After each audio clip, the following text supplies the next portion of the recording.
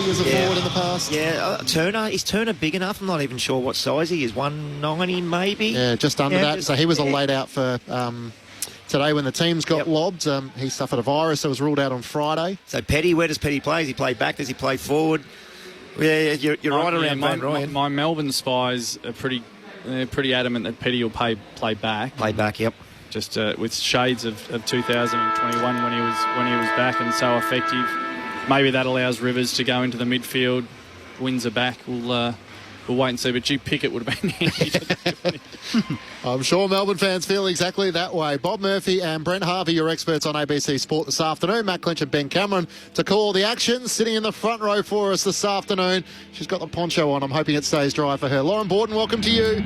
Oh, thanks, Clinch. It is great to be down on the boundary for another season, but it is a little bit wet and gloomy, which is amazing given yesterday at Docklands we were sitting there wishing there was air conditioning in the stadium, and now today it's the complete opposite. Maybe about 14 degrees and a little bit of rain around. It's still spitting a little bit at the moment, but I don't know, maybe it's fitting. It is the Jim Steins game and it rains more often than it doesn't in Dublin, so maybe that's fitting for today. But Ben, you did mention the crowd, and the AFL is expecting about 24,000, but at the moment I can't see that around the place. I think the MCC have adjusted a little bit that it might even be a touch under 20,000. And just repeating as well, Stephen Mayer laid out with that fractured larynx.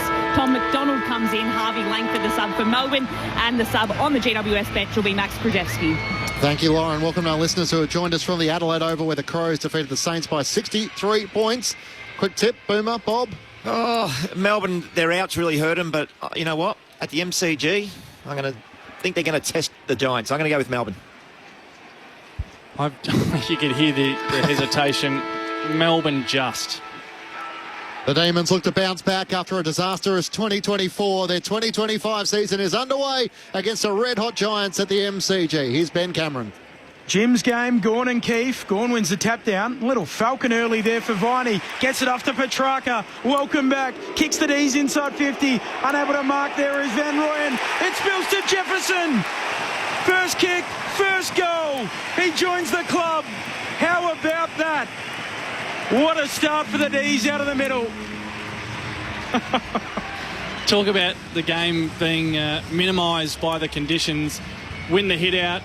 Get it to your best player in Petrarca, who bangs it in forward. Great contest just to keep the ball forward. And then the roving of Van Rooyen. I mean, Cozzy Pickett's out, but that was straight out of the Pickett handbook. Defender goes to the back. Van Rooyen goes to the front. Oh, that had warmed Dennis Pagan's heart, Brent Harvey. It was brilliant. No, yeah, and you're right, Bob. We talk about the start. Max Gawn gets his hands on it, and you've got Petrarca, Viney, and Oliver all sitting there. Who does he go to? Nobody knows. He goes to Viney. Viney gets Jack Viney didn't know because it hit him in the head. He got a header. A little contested possession, a hard ball gives it to the best player, inside 50, goal. Great start, Melbourne. Can we add that to champion data? And the Demons fans say at last, back in the middle of the ground. Gawn wins down the tap to Oliver. Hand pass to Salem running off half-back. The Demons inside 50 once more. Sparrow back with a flight. Takes a one-hander. What a great mark. Back with the flight with Whitfield alongside him and was able to hang on to it directly in front, 45 metres out. The Giants have not touched the footy. Look, we're 30 seconds in, and I don't want to moz the Demons, but that is perfect football for 30 seconds. I don't know if they can keep it going for 4 quarters. The Giants have not laid a glove on them. They haven't touched the footy. They have barely touched the opposition. This is a spectacular start. Exactly what the Demons would have wanted. Tom Sparrow from directly in front, 45 metres out for 2 goals with 6 disposals. He misses to the right-hand side. And that's probably my fault. And mine as well. We all tipped into it. Melbourne by 7 points. We played a minute here at the MCG, and the Giants happy just to have the footy in their hands. Whitfield with the kick in, wide out looking for Buckley, a bouncing ball. He can't run it in. Throw in half forward here for the D's. Sunday footy on ABC Sport. The D's in their home jumper with the red solid V. They've got the green socks for Jim's game, the shamrock on the front of the jumper. GWS in the orange jumper, the white solid G, the white shorts. Just watching Bedford. He's going to Petrarca now, but Viney's been over there, Gawn's been over there, Oliver's been over there, all hitting him. Short throw in, bounces to Viney for the D's, half forward flank. Now Gawn gets a handball away to Salem, back to Bowie. He kicks infield, Bowie, I should say, off to Viney. Now Salem shanks his kick. Bouncing ball inside 50. Fritsch in game 150. Shrugs the tackle. Off to Petrarca. Half forward here for the D's. Lindsay goes back to Bowie. Kicks into the pocket. Looking for a marker down there. Punched away towards the boundary line. With the short cropped hair there, Harry Himmelberg punches it out. Throwing forward pocket for the D's. They're 1-1-7. Just love the work that the Melbourne midfielders are doing off the ball at these stoppages. The big superstars, Clayton Oliver, the appetite to block for his teammate. Thrown back in, Gawn and Keefe in a tangle. It spills down towards Petrarca. Ricochets out him towards Langdon and Iden. Iden gets a fist in there. Hand pass from Ward for the Giants to Kelly in the back pocket. Up towards Toby Green. It's spoiled out of play. The Melbourne fans leaning over the fence as Xavier Lindsay, pick 11 in the 2024 draft, gets a touch there. It's always a good call, Bob, because when I was playing football, the coach always said, I will tell by our first zone whether you're switched on attitude. I could tell by how many teammates come over and blocked and hit my opponent. And what I've seen in the first 30 seconds of this game, it's been a really good start. Demons by 7 points. Gone down to Viney, but he loses the footy. Kelly for the Giants. Hand pass to Keefe. Kicks up the wing. In front position, Brown gathers. Hand pass over the top for Petty. Jones tries to run onto it. Hard against the boundary. Dribbles it inside 50. Might work. Toby Green gathers. Swings around Bowie on his right-hand side. Kicks towards the teeth of goal. Juggling mark. Cadman drops it, but soccers it through. The Giants are on the board at the MCG through 4 minutes. It wasn't the prettiest footy, but it was effective. Melbourne 1-1-7 to the Giants, 1 straight 6. Bob Murphy alongside Boomer Harvey. I'd be really curious now just to hear what's happening in the Melbourne coaches box there. Jake Lever was lined up on Toby Green for that stoppage. Now we know Lever is a star of the competition, and when he's at his best, he is that zoning off defender, can read the intercept marks and has a huge influence that way. Toby Green is the master of fundamentals. He may be the best half-forward flanker the game's ever seen. Lever just completely drifts away, leaves Toby Green on his own. Green, too clever, gets forward, gets his hands on it, and a goal scored. I just don't know if that's the ideal setup for mid-stoppages for Lever to end up on Toby Green. Toby Green would be loving this matchup because when the ball's in the air, we know Lever's going to go for it. If Toby can push, pretend he's going to go up in the air, the ball will be on the ground most of the time, and he's going to get a really good look at it today. Brent Harvey and Bob Murphy back in the middle, slapping it down is Gawn. Kelly fighting after it there with Viney, picking it up, Tom Green. Shovels out a handball for the Giants, picked off by Salem. High kick for Melbourne towards half forward, looking for a marker. Ash puts his fist through it, straight up and down. Lindsay, he tries to fist it on. Wet weather footy here at the MCG, it's scrappy. Tom Green goes in again, handball a turnover. Lever loses it. Green's loose now. Ball hits the deck again. Green does spit forward, ball on the wing. Picked up here by Buckley for the Giants. Kicks up towards half forward. O'Halloran juggles the mark. Doesn't complete it. Here's Lever picking it up for the D's. Putting it on the boot.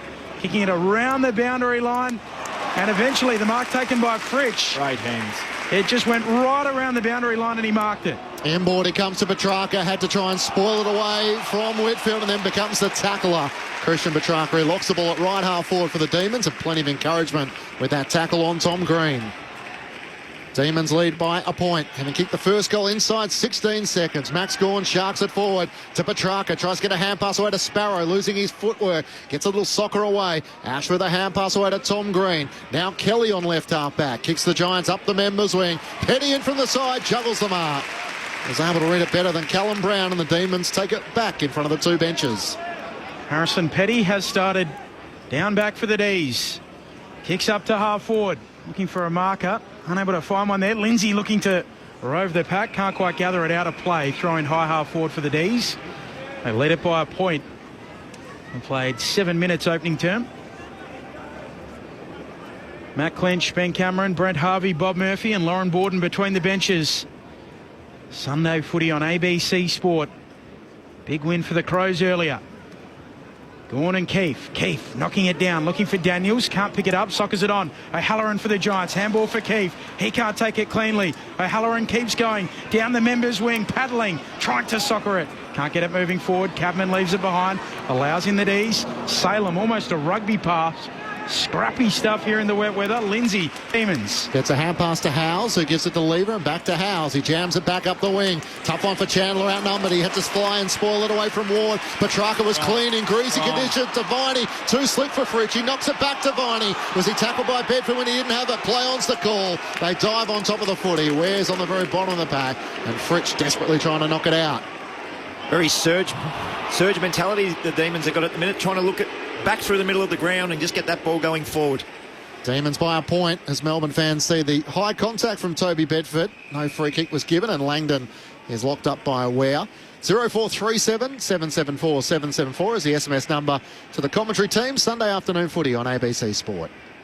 Umpire puts it aloft. Gawn trying to take it out of the ruck. Holding free kick. It'll go the way of Max Gawn. In the middle of the MCG.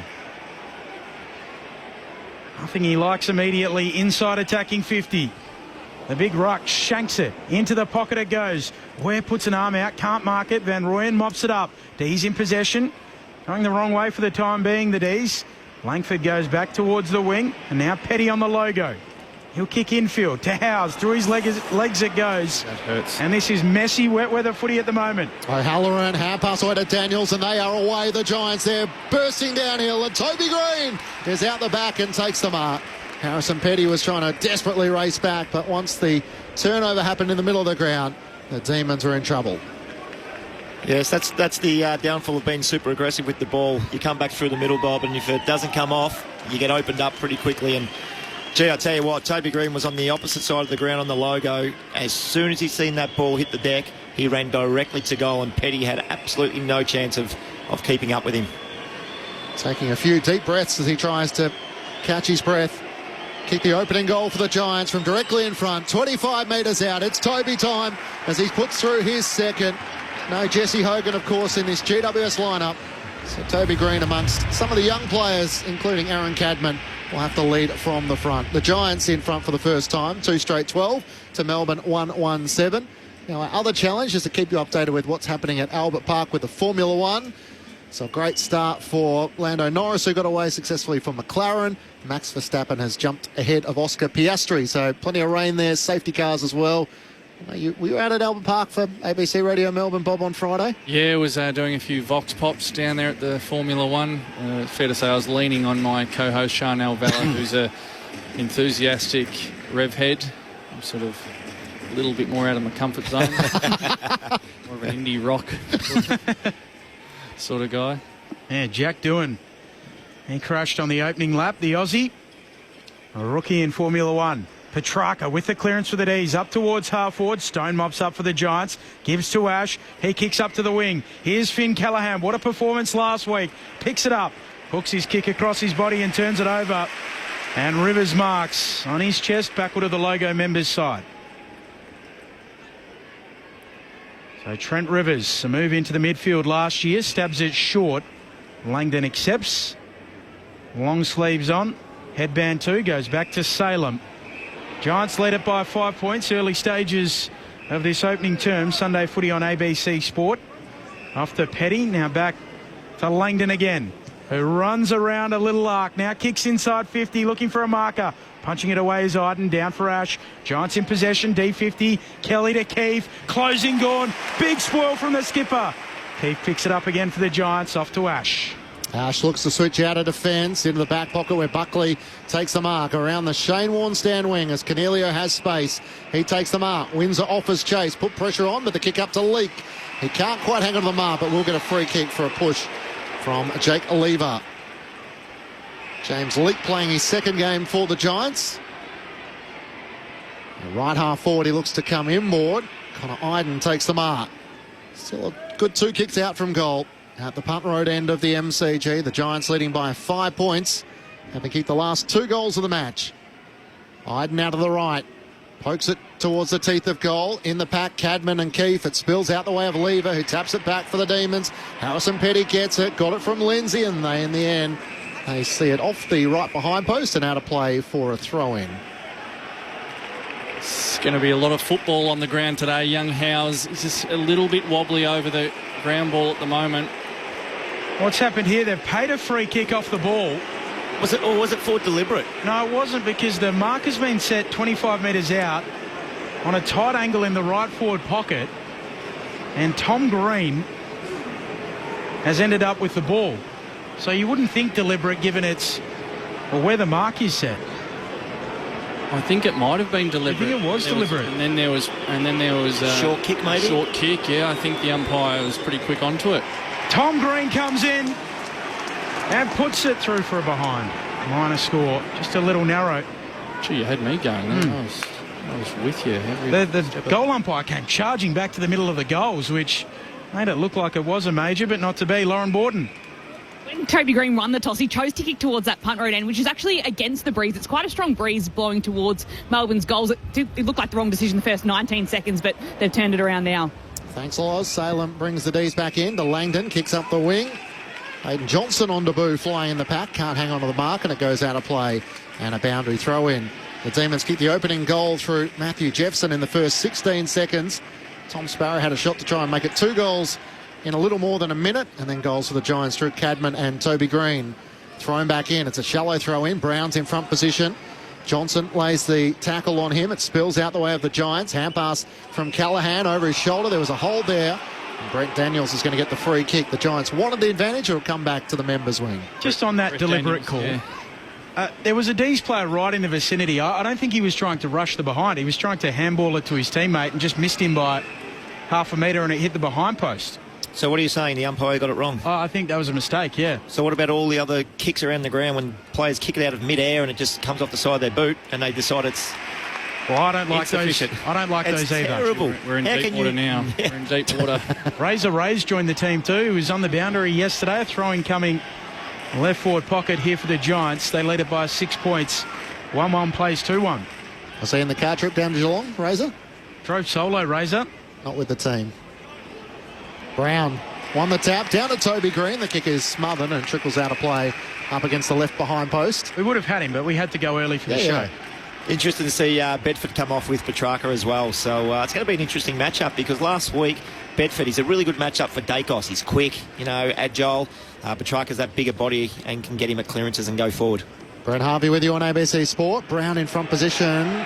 Can't quite hang on as it bounces off him and goes out of play. Similarly, Boomer, Keith off with Gawn as well, so we might have a couple of run wins this afternoon. Salem up to 7 disposals for the Demons. Christian Petrarca in his return has 5. Lockie Ash, Kelly, Tom Green and Daniels all have 4 for the Giants. Thrown back in. Johnson in front, wins down the tap. Chandler's kick was smothered. Still inside the attacking 50 for the Giants. Clayton Oliver going to work. And Darcy Jones is on the very bottom of the pack. Sunday footy on ABC Sport. Giants lead it by 6 points midway through the first. Comes down to Rivers, shovels out a handball for the D's. Ward steals it. Half forward for the Giants to Callaghan. Whitfield wide out, hooking it back, looking for Toby Green. Punched away by Salem. Ball hits the deck. Ward goes in, shovels out a handball. Canelio slaps it on, right on the arc for GWS. Green away to Callaghan. That's Tom Green to Callaghan. Kicks to full forward. Ball hits the deck again. Toby Green, slick hands, snap on goal. Bouncing ball for where? It's through. The Giants have kicked 3 in a row after Melbourne kicked the first. And they lead it by 12 points. 3-1-19 plays 1-1-7. Our experts, Brent Harvey and Bob Murphy. Every time Giants kick a goal, Toby Green's involved somewhere. Every time. It's phenomenal. The ball goes inside forward 50 and he's just got a... He's just there. He might not get a possession sometimes. It's a tap on. It's a body check. It's something. But he's such a good player. I'm so happy to be here watching him live because I don't get to see the Giants play live very often, Bob. And this is good. He's a star. Bob, what did you mean earlier by he's the king of the fundamentals? The thing with Toby Green is we're all distracted by the acts of undiscipline or the spectacular superstar moments because he can do the spectacular. But the reason he's the best half-forward flanker in the modern game, he doesn't fall over, he plays in front, he's tough, and he doesn't fumble. These are the fundamentals of footy that on a wet day will come to the fore. Blake Howes has the challenge for the Demons alongside him as back in the middle, Gawn onto the field, wins down the tap against Brown, but it's Tom Green who gets the clearance. Hand pass back to Brown.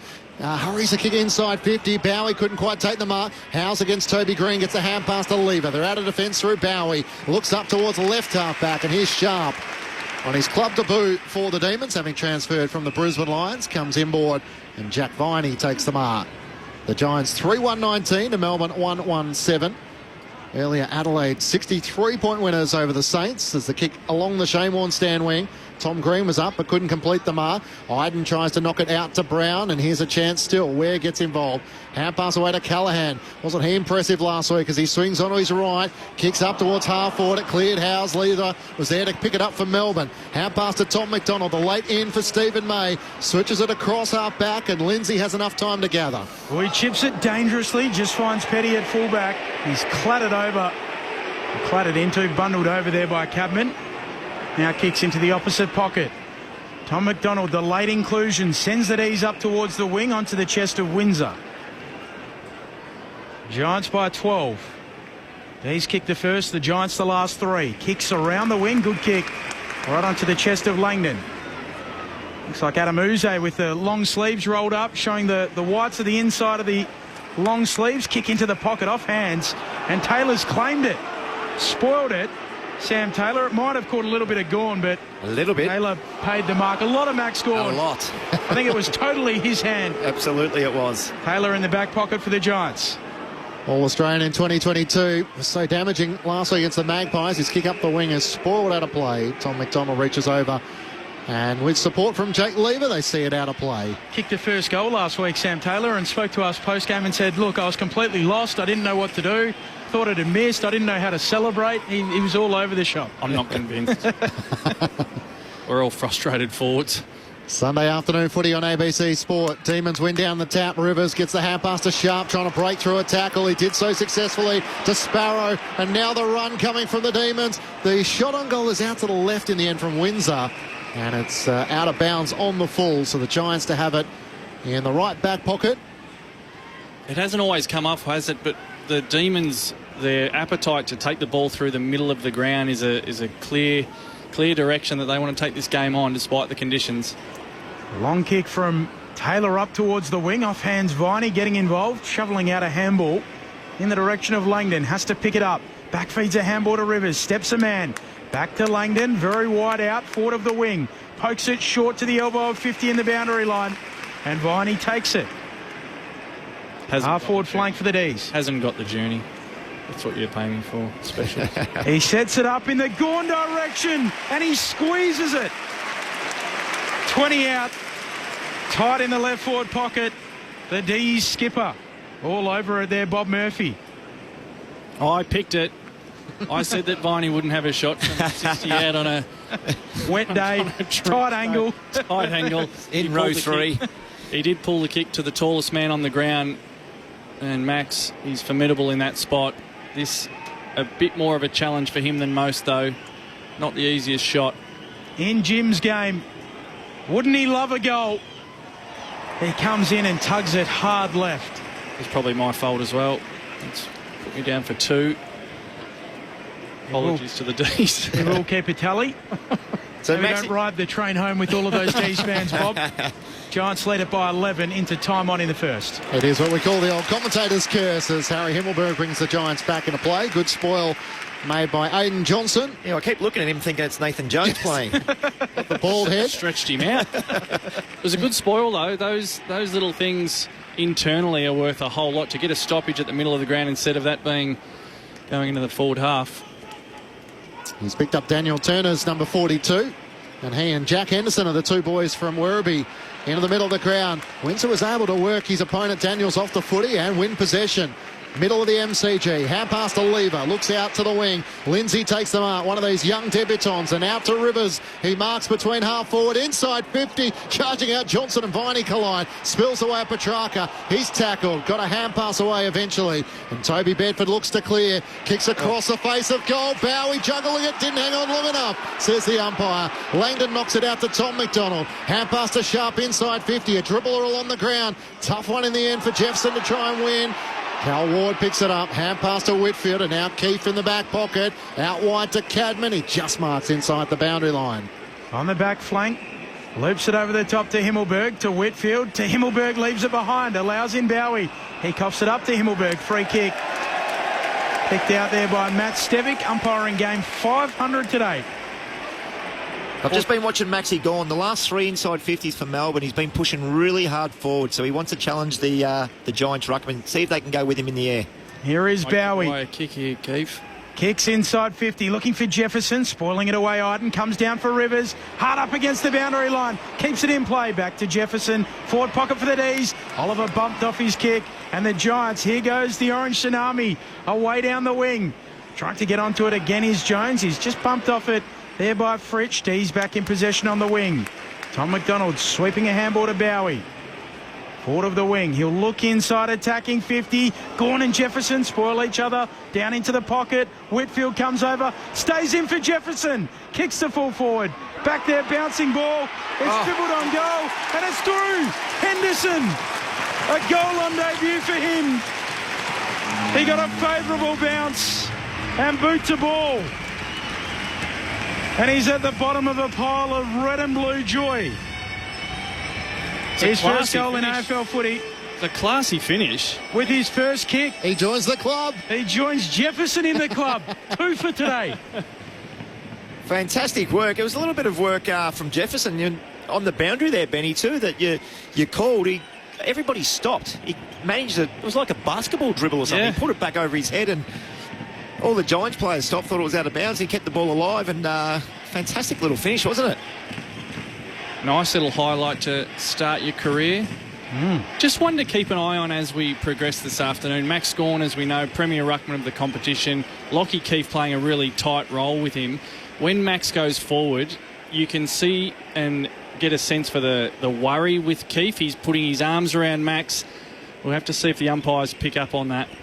After the Giants kicked 3 goals on the bounce, an important goal for the Demons. Back in the middle, Gawn wins down the tap to Viney, colliding into Whitfield. The ball spills out. Callahan's hand pass to Kelly, can't take it cleanly. Petrarca lays the tackle. Callahan follows up. Hand passes out in front of Cornelio, has to put the bump on Howes. Spills out. O'Halloran's kick inside 50 to Daniels, spoiled away from him. Bedford front and centre against his former side. Kicks to the top of the goal square. Brown was he held, no whistle. The Demons repel. Lever gets the hand pass away to Tom McDonald. Drives him up the half back. Here's Henderson once more. Used his body well. Chips a kick out in front of Viney. He races after it, and then Whitfield slipped over. Viney will get a free kick here. And Melbourne fans follow us. Absolutely love that. Giants leading by 5 points, 24 minutes gone opening term. 3-1-19 to the Demons 2-2-14. Both teams going nearly 1 for 1, kick the handball at the minute, so a lot of handballing in this game. Viney kicks onto the chest of Langdon, half forward for the D's, kicks to full forward, sharp down there, Jefferson in from the side, Fritsch roving, tackled to ground, nowhere to go.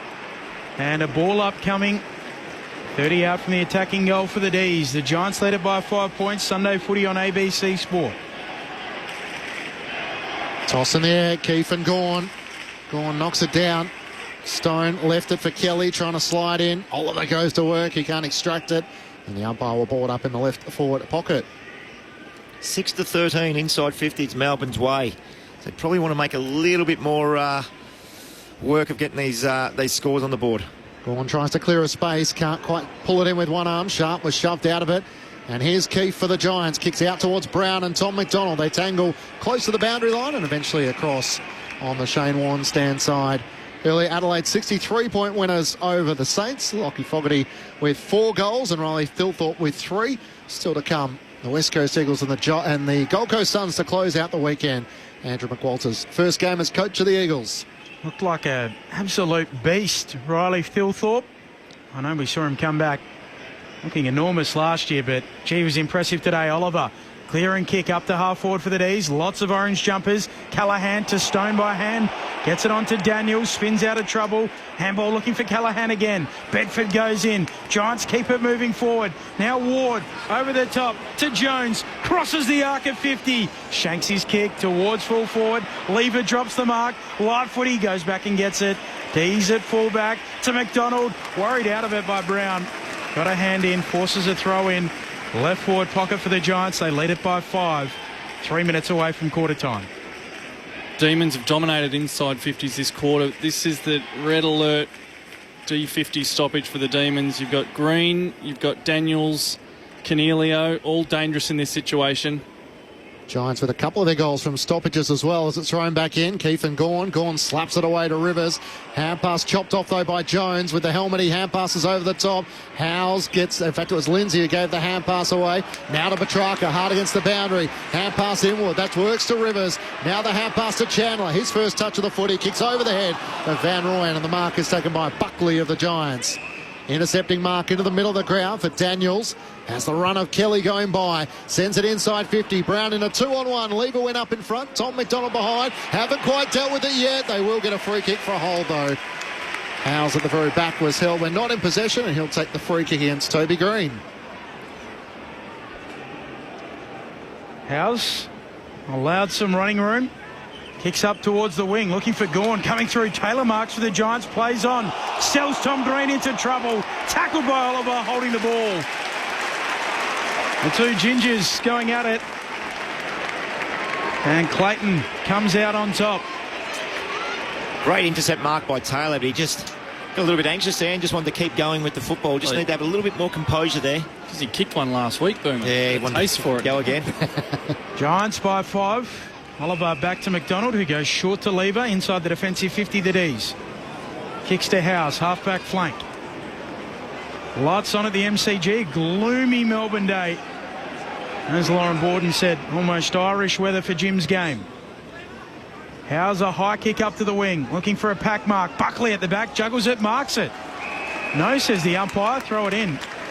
Had a lot of it there, Jack Buckley. It's the universe just levelling out after they got one earlier. After Max Gawn got a full palm on it. Yeah, that was a clear mark. Mark.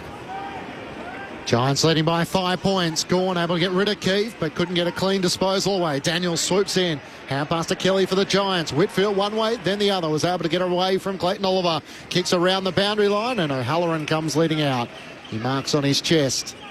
Gee, the cream rises to the top on days like this, doesn't it? Lockie Whitfield, left foot, rolls around as easy as you like. Bob Murphy with you on ABC Sport. Whitfield offering instructions as O'Halloran kicks long down the line. It cleared the pack. There was a bit of shoving going on. And despite Callum Brown having taken the mark, Max Gawn was illegally pushed out. Lap 18 of the Formula One from Albert Park. Lando Norris leads. Oscar Piastri is back into second. Max Verstappen third. Russell fourth. And Charles Leclerc in fifth. We'll keep you across it. Gawn kicking around the members' wing, roving the pack. Kelly for the Giants, back to Whitfield, who goes back to Ash at left half back. So sometimes people speak about wet weather being an equaliser. You both feel like it's more of a separator. The best rise to the top in the wet weather, Bob. That would be my view, yeah. Yep. The fundamentals of the game become so crucial, and often the players who are most skillful can find a way through these conditions. We've seen that already this afternoon. Giants leading by 5. Long kick around the wing. Petty stands in the pack, takes the mark for the D's. Neutral territory on the wing. Kicks to Oliver. Gives the hand to the running man Langdon. Off to Salem. Short inside 50. Fritsch can't get there. Buckley spoils. Quarter time. And Melbourne, their 2 goals. They bookend 3 from the Giants. GWS lead by 5 points at the first break. 3-1-19, they lead Melbourne 2-2-14. The goal kickers, 2 debutants who kicked a goal with their first kick in AFL footy for Melbourne, Jefferson and Henderson, while for GWS, Cadman, Toby Green and Jacob Ware are their goal kickers. The Giants by 5 at the first break.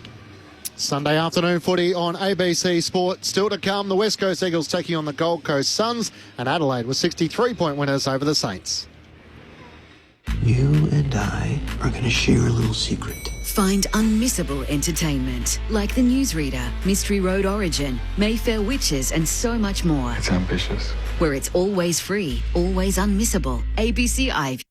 The World Test Championship is coming. He gets connection here, lifts it over the keeper, 1 bounce for 4. Australia versus South Africa. And he nicks it, he's got him again. Catch every ball on the ABC Listen app.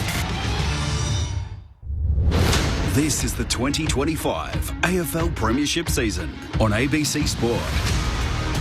Viney gets it off to Petrarca. Welcome back. Kicks the D's inside 50. Unable to mark there is Van Rooyen. It spills to Jefferson. First kick, first goal. He joins the club. How about that?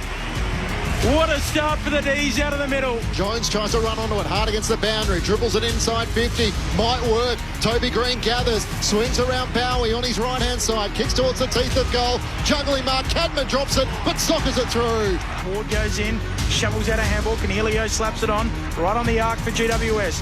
Green, away to Callaghan, that's Tom Green to Callaghan, kicks to full forward, ball hits the deck again, Toby Green, slick hands, snap on goal, bouncing ball for where? It's through! Down into the pocket, Whitfield comes over, stays in for Jefferson, kicks to full forward, back there, bouncing ball, it's dribbled on goal, and it's through! Henderson, a goal on debut for him. He got a favourable bounce and boot to ball. This is ABC Sports coverage of the AFL. On your radio. ABC Sport Digital. And on the ABC Listen app. A slender lead for the Giants at the first break by 5 points, 3-1-19 to the Demons 2-2-14. Matt Lynch and Ben Cameron calling the action. Lauren Borden is down on the boundary. The thoughts about AFL experts Bob Murphy and Boomer Harvey. Fascinating start to this game. It was pleasing for us, especially because the conditions had us worried, or certainly me anyway, I don't want to speak on behalf of you, Boomer, that it can become quite dour really quickly. Well, I think the Giants and the Demons have ignored that, and they've bravely said, you know what, this is how we've prepared to play. This is the way we want to play. They want to take the game on through the middle of the ground, probably more so the Demons. Yes. But there's been a lot of handballs, and maybe too much to certain degrees, but I think in terms of a spectacle, it's an alive game of footy that these teams are playing to win. They're not going to try and, just make this an arm wrestle and I'll try and get yardage and keep the ball in our forward half. They want to use the width of the ground. I mean, Ed Langdon, he's a great example of that. He's the leading possession winner on the ground with 10 disposals. He runs further and wider and longer than just about anyone in the competition. So that's a good little gauge for how this game's being played. It might be slippery underfoot, but it's being played like it's a bit of a dry day. So we'll see who can hold their nerve for the longest and whose skill level actually will meet that intention. Well, we talk about wet weather football, and Benny, you just posed the question to Bob before. Does it make teams go further apart or separate the really good? You look out here now, and I don't think is it drizzling maybe just? The ground's spectacular. This is not wet weather football. I talk wet weather football where the ball hits the deck and it slips and there's water going everywhere. It's nothing like that. So, Giants for me, they play a really pretty brand of football. They're tough, but they play a pretty brand of football where they can get the forward handball going. Whitfield coming off half-back, beautiful left, beautiful right. Toby Green showing his silky skills. So, it is spitting now, isn't it? Yeah. A little bit of rain there. So Spit. Something more than spit. Yeah. What's that? Well, between drizzle and spit. We're all comfortably in the commentary box. Lauren Borden's down in the front row. Loz, how are you enduring it? Yeah, as you've all been talking about, it's just got slightly harder. So it's more than a mist, but it's not too much more than a mist. So yeah, it's hard to describe. It's not like each of the raindrops you're feeling pelting down onto you, but it is chilly out here. It is very cold. You look around at the fans and it looks like it's the middle of June, July rather than March. I did like how old Boomer made himself sound there alongside Bob. Sort of, it was like, not like when we played, when there were mud patches on the ground and, it used to be puddles of water. I mean, Boomer, you played for so long. You might have played when it was like I love that he included me in it. Yep. Because secretly I was thinking, well, I played most of my footy under a roof. I would consider this torrential rain. Almost call it off sort of stuff from my point of view. One thing on a serious note, it's almost like a game of chicken at the moment, just with Melbourne's back line. A lot of clubs play with a team defence, and they are sticking to it. Toby Green is ominous today. These are the sorts of days that his talent and his ability to keep his feet and have clean hands when everyone else is fumbling is something that will have a huge impact on this game. At the moment, he's had a variation of 3 direct opponents so far. He is not out of control, but I wonder if the Melbourne coaches box just get a little bit nervous at some point and think, you know what, I wonder if we can find a balance between team defence and maybe a direct opponent just for Toby Green. I think every coach would go through that when you're playing against the Giants, and he's such a hard matchup. You play a small on him, he gets you in the air because he's so smart and so strong.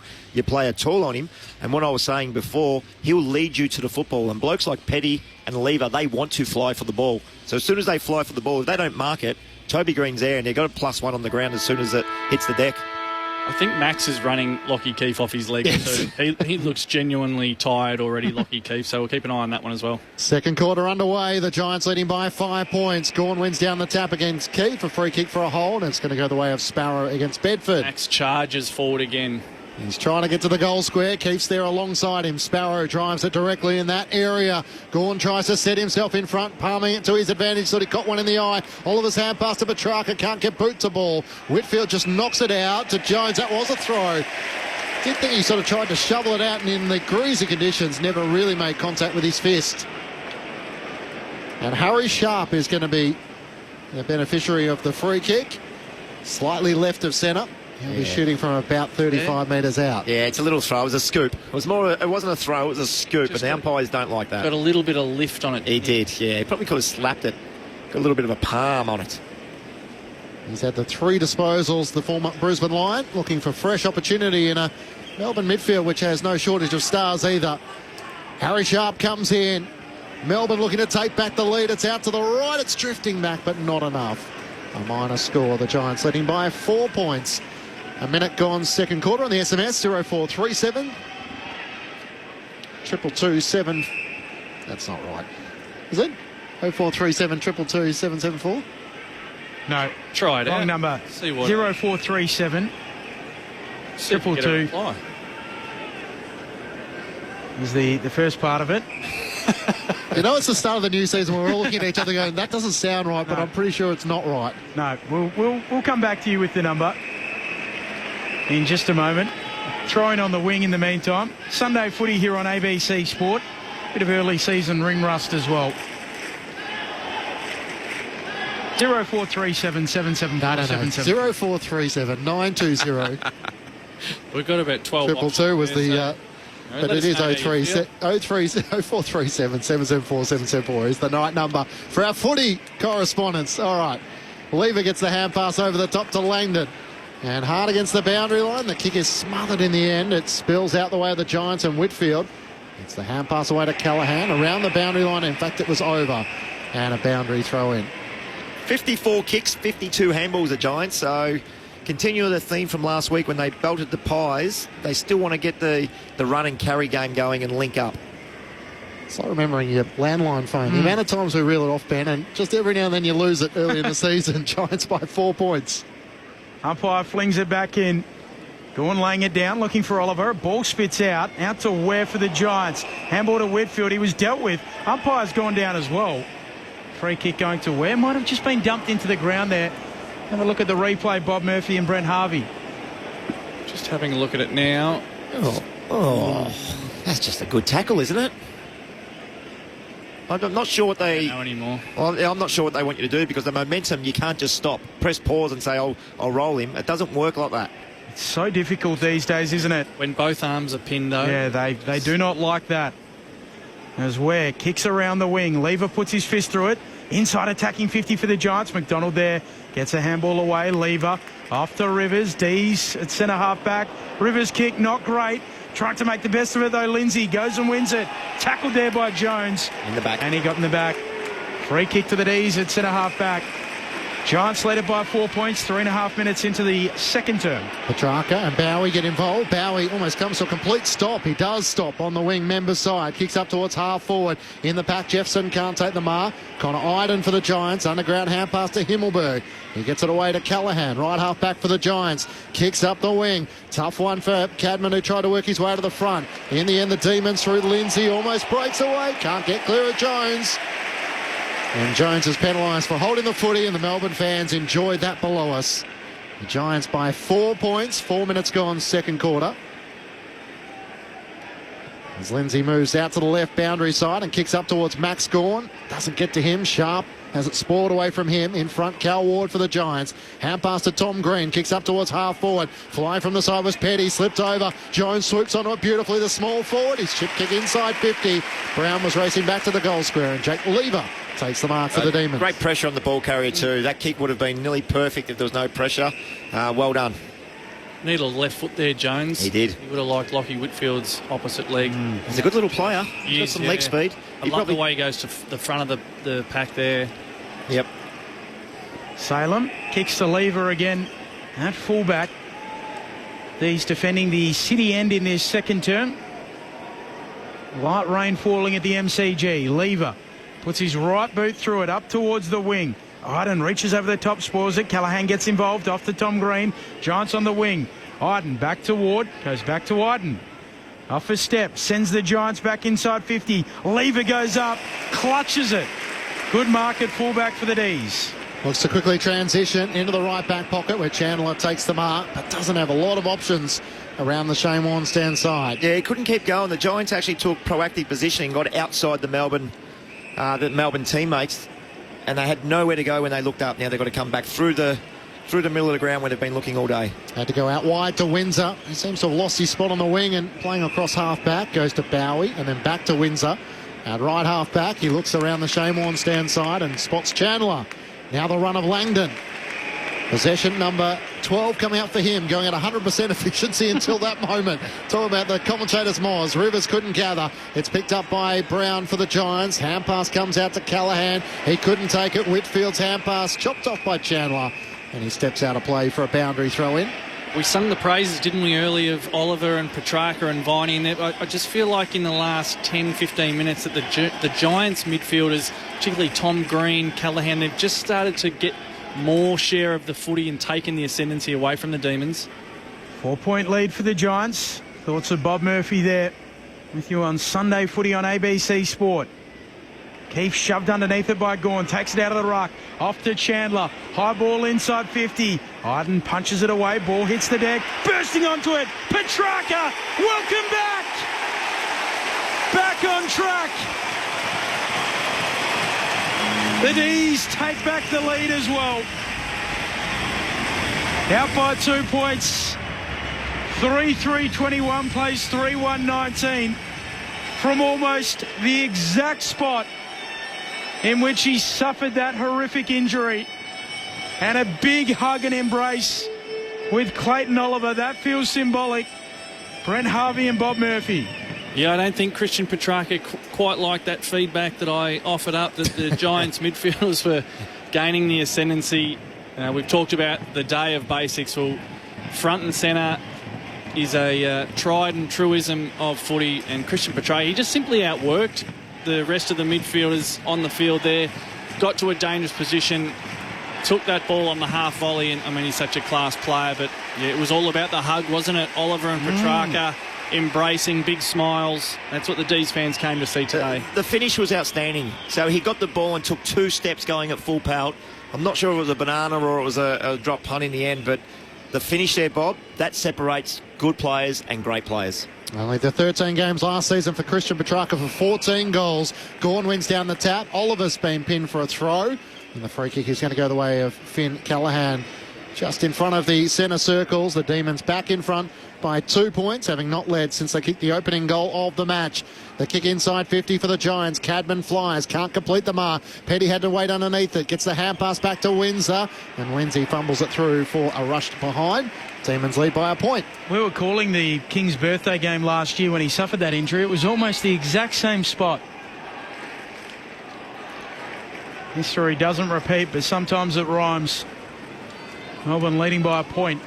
Sunday Footy right here on ABC Sport. Salem ambles into the pocket, kicks up towards the wing. Gawn reaching up, can't mark. Free kick going the way of Gawn though. Gives the handball away to Oliver. Down the members' wing. Kicks up to half forward, looking for Jefferson. Over the back it goes. Henderson runs onto it, half forward flank. Gets through traffic. Dances around a couple. Great centering kick just over the head of its target. Coming out, Stone knocks it down. Daniels can't gather. Chandler can for the D's. Handball away. Off to Sparrow. To Fritsch. Tackled off his kick. Umpire lets them play. Callaghan back there for the Giants. Picks it up. And the Giants look to find a way out of defence. Cornelia receives the hand pass over the top to Taylor. Windsor corrals him. Hand pass puts Stone under pressure. Tom McDonald slaps it away. Still a chance for the Giants. Contact below the knees from Harrison Petty. And Taylor is going to get the free kick here. It's a good call by the umpire. No malice in it, but that's how players can get seriously injured. Oh, he's lucky he didn't. He's really lucky he's up and about. Saw one last night with young Jackson Archer involved and Luke Cleary for the Western Bulldogs, which there was lots of concern around Cleary As the Giants from half-back, Taylor tries to get a kick away. Oliver can't keep it in under the pressure of Ware. And it goes over the boundary line. Melbourne by a point. 0437 774 774. We're back on it. Thanks to the Traralgon Tiger and everyone who's been in touch. Don't look at the screen, just go off memory. Cheerio to Bob. Is he doing overtime? Great listening to you in the morning while also listening to you do the game. Go D's. That's from Georgie and Glenn Huntley. Good on you, Georgie. I just live to give at the ABC. I think they wrote 6 days into the contract and he didn't notice. Just slipped that through. D's win the football. Half-forward flank. Under pressure, though, is Windsor. Turns it over with the handball. Toby Green comes up with it. Giants away down that southern wing. Working it through hands. Steve Cornelio turns back into traffic. Gives it off to Kelly. Kicks inside 50. Looking for a marker. Can't take it down at ground level. Spills out to O'Halloran. Umpire lets them play. Salem gathers. Short kick, not a good one. Ash has it centre half forward for the Giants. Just the one goal so far in this quarter, the way the Demons. Ash inside 50 to Toby Green. Wore some contact as he flew in the air and bounced off Xavier Lindsay to claim the mark in the right forward pocket. He was on his own for a long, long time, Toby. You can sniff it, an opportunity with the best of them. A lot of Demons pointing and hinting that they've got responsibility for him. But he's one of the best players in the competition with that much space. And shots on goal at such a premium today. You just like to see the Demons tighten up on Toby Green when they're in the vicinity. Out to the right, kicking from just inside 50. Toby Green looking for his second. It starts right and it stays right through for a minor score. And scores are locked at 21 apiece. The Crows 63-point winners over St Kilda earlier today, and in the Formula 1 lap 32 of 57. Lando Norris leads from Oscar Piastri and Max Verstappen in third spot. And he retired, Bob, by the time we had all of the great Westerns and the great dislike between GWS and the Western Bulldogs as Salem sends the D's up to the wing and off hands it trickles out. I know you were injured for that famous prelim final. No, well, my view of the Dogs-Giants rivalry, the reason why it was so good was because it started when both teams were hopeless. It was a long time before it got to that preliminary final. There's no love lost there for sure. Scores level, throwing on the wing. 12 and a half minutes into this second term. Trying to burrow in is Sharp. Quick kick here for the D's up towards the boundary line on the wing. Tracking it is Jefferson, tackled out. Picked the goal with his first kick in AFL footy earlier on today, Jefferson. Yeah, he's done some good stuff, Benny. He's got his hands to it, though. I think there's a big difference from VFL and AFL for Jefferson. He'll find out really quickly that getting there is not going to be enough at this level. He's going to have to clunk a few big marks, but still raw, still a young boy, still needs to put on another 10 kilos. Pick 15 in 2022, Matthew Jefferson. A free kick for a hold in the ruck battle. The Demons thought it was theirs and wanted the advantage. It's Callum Brown's. Jefferson kicked 29 goals at VFL level last season and was an emergency on 4 occasions. Finally gets to make his debut round 1 of the 2025 season. The kick up towards half forward for the Giants. Tom McDonald flew in front of Cadman. It spills down. Bounce eludes Whitfield. Onto it, Finn Callahan. Hand pass in the middle of the ground. Kelly waits for traffic to go past. Hand pass to Whitfield. Run down, great tackle. Sparrow not rewarded. Kelly swoops onto it. Clean in greasy conditions, but misses. Out to the left, and enough to give the Giants the lead by that point. 3-4-22 to the Demons 3-3-21. 14 minutes gone, second quarter on ABC Sport. Still throwing the ball around the Giants. 67 kicks, 77 handballs.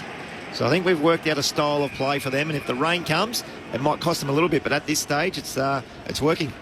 Rivers, back pocket, short to Clayton Oliver. Pokes it over the top to Salem. Lauren Borden. See, I'm just watching Jack Viney at the moment. I can see he's a little bit sore in the shoulder. So in that defensive end for Melbourne, he was holding on to it a little bit and sitting on the ground. He's back up now, but he's got in a bit of discomfort. Salem with it beneath the members stand at the MCG. Goes short to Rivers. Has it right in front of the benches. Waits a kick, turns it over. Coming up to Mark Whitfield, just dropping into the hole for the Giants. Quickly back the other way, looking for Cadman. Up he goes, hands to it. Rivers roves for Melbourne. Gives off a handball to McDonald. He kicks forward to the wing. Chandler takes it wide out and the D's are away. They certainly are as Henderson gets involved. Takes a bounce, having kicked a goal. Wants to feed a hand pass inboard to Chandler. Cuts around Kelly. Swings onto his left-hand side. High kick looking for Van Rooyen or in from the side. A chance for Sparrow. Neither can take the mark. Spills out the way of Johnson. He battles with Tom Green for it. Viney comes charging in. Trying to lock the ball inside the attacking 50 for the Demons. And he does so successfully. The Giants by a point. Up it goes. Brown knocks it down. Viney sharks it. Gets a handball away. And just collected the little giant Darcy Jones too high. Free kick to Jones, who doesn't kick it well here, but it finds its way to Ward. Halfback flank for GWS. Steps Clayton Oliver. Kicks up towards the logo. O'Halloran leading to it. Drops the chest mark. Time to recover. Runs an arc. Long kick to half forward for GWS. In comes Petty. Intercept mark for the D's. The Giants lead it by a point. Quarter hour mark of the second. Just a little red flag for me there. It was a long kick in for the Giants forward line, but completely outnumbered at the drop of ball. Demons were everywhere. Just wonder if the appetite is waning a little bit for the Giants midfielders to defend. Petty went back to leave it. Back to Petty at half-back. Long down the wing. Gawn competes but can't take the mark. Wins his hand pass inboard to Petrarca to Gawn. Fires a hand pass forward to Viney. That'll work. He can chip it over the top. There's options aplenty. And Rivers takes the mark. Great hands. Polly Farmer. Yeah. That was a really bad press by Lockie Whitfield then. He didn't need to press. There was a one-on-one. There was some heat on the football as well. So I think Viney kicked it into the 50. There was a little bit of chasing pressure and he just didn't need to press. He chose to press. And now he leaves Rivers 45 metres out on his own to have a set shot from goal. In the frustrations of last season, Trent Rivers was one that played every game, 23 games across the season, with some midfield minutes. He'd love to finish here.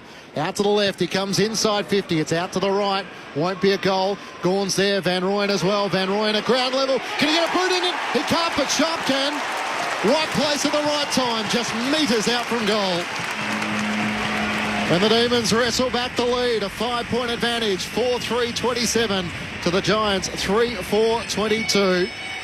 2 goals to none so far the Demons' way in this second quarter. It's by no means alarm bells, but there's just a couple of signs in the last few minutes of the fatigue in the Giants at the moment of, oh, maybe someone else will do it. Oh, do I have to go that extra little bit? What you might call gut running, or the team defence, oh, do I have to go? That was a simple drop of ball. Your responsibility, take control of that contest, at least lock the ball in. Just wasn't able to be done, and Sharp scoots onto it and kicks a relatively easy goal. But there's just a couple of moments. But you said that down here as well, didn't you? When just getting outnumbered at drop of ball. Yeah. I wonder if the Giants are just getting a bit tired as we near half time. Kicked the last 3 goals of the game, the D's, after the GWS Giants kicked the 3 before that.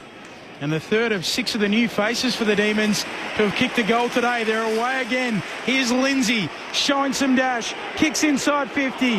No mark taken at ground level. They arrive through Henderson, the D's.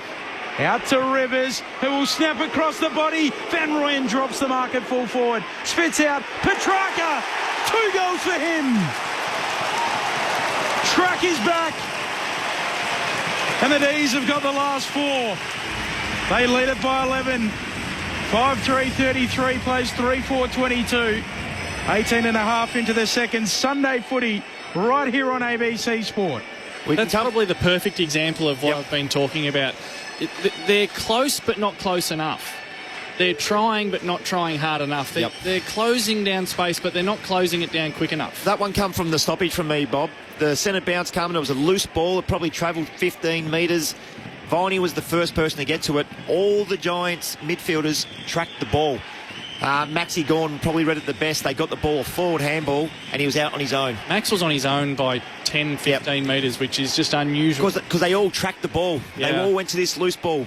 One Melbourne player wins it, and Gawn's there by himself. Demons open up their biggest lead of the match by 11 points. Back in the middle, Kelly had it, tackle, gone. Melbourne take the advantage. Petrarca streaming, getting in confidence back. Kicks towards full forward. Himmelberg had a long time. Spoiled away from him. Fritsch in game 150 misses everything. trying to kick across his body, out to the right, out of bounds on the full. It's more of the same. The Demons are at it. They are at it and at it. They're on the defence, but if the loose ball, they're getting their hands on it, and the Giants are just on their heels at the moment. Taylor thumps it long up towards the wing. Out the back, Canelio looking to run onto it. Right there with him, Lever. They fight after it. Canelio soccers it on. Jones paddling close to the line. Over it for a throw-in. Melbourne by 11. Quiet today, Steve Canelio. Just the 5 touches, really quiet. Melbourne have set up really well behind the ball. Every time the Giants get it and they look up, there's a visual of a spare. And it's normally Petty or Lever, so they just can't kick the ball long, hence probably why they've had so many handballs. Thrown back in. Keefe wins down the tap against Gawn. Ware works a hand pass back to Kelly. And now here's a chance for the Giants through the middle of the ground.